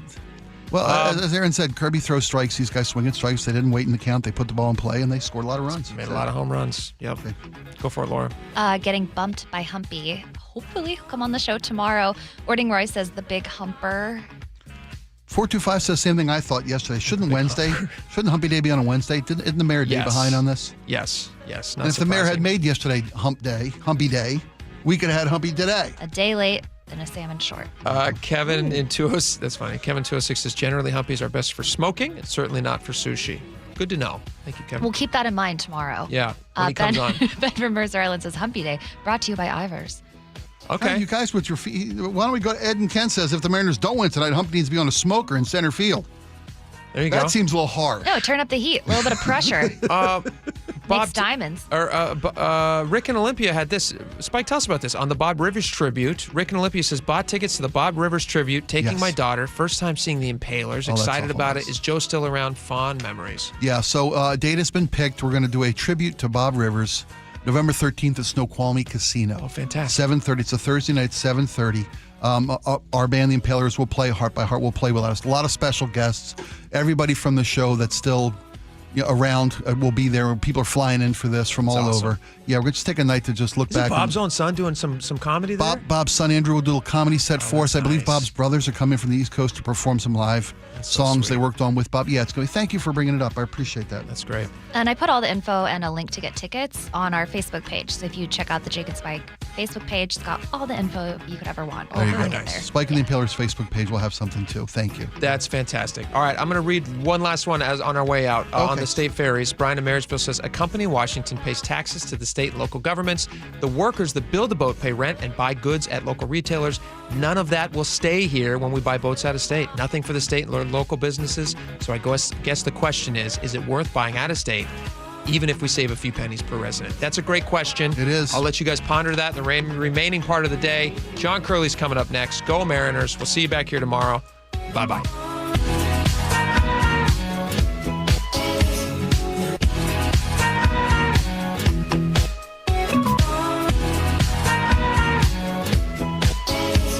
Your favorite Seahawks gear? Check. Face paint? Check. The Mike McDonald preview on KIRO Newsradio?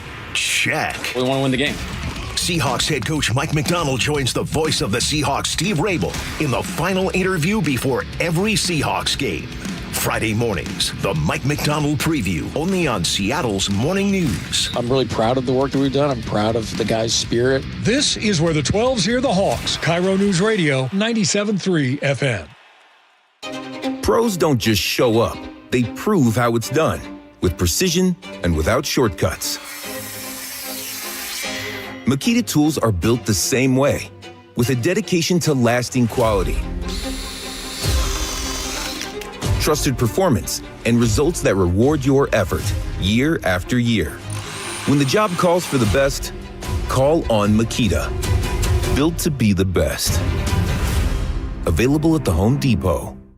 This is the story of the one. As a maintenance supervisor at a manufacturing facility, he knows keeping the line up and running is a top priority. That's why he chooses Grainger. Because when a drive belt gets damaged, Grainger makes it easy to find the exact specs for the replacement product he needs. And next day delivery helps ensure he'll have everything in place and running like clockwork. Call 1-800-GRANGER, click Grainger.com, or just stop by. Grainger, for the ones who get it done.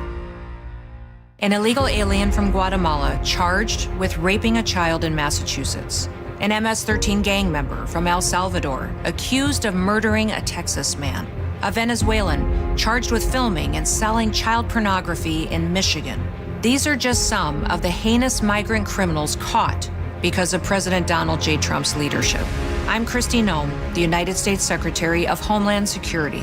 Under President Trump, attempted illegal border crossings are at the lowest levels ever recorded, and over 100,000 illegal aliens have been arrested. If you are here illegally, you're next. You will be fined nearly $1,000 a day, imprisoned, and deported. You will never return. But if you register using our CBP Home app and leave now, you could be allowed to return legally. Do what's right. Leave now.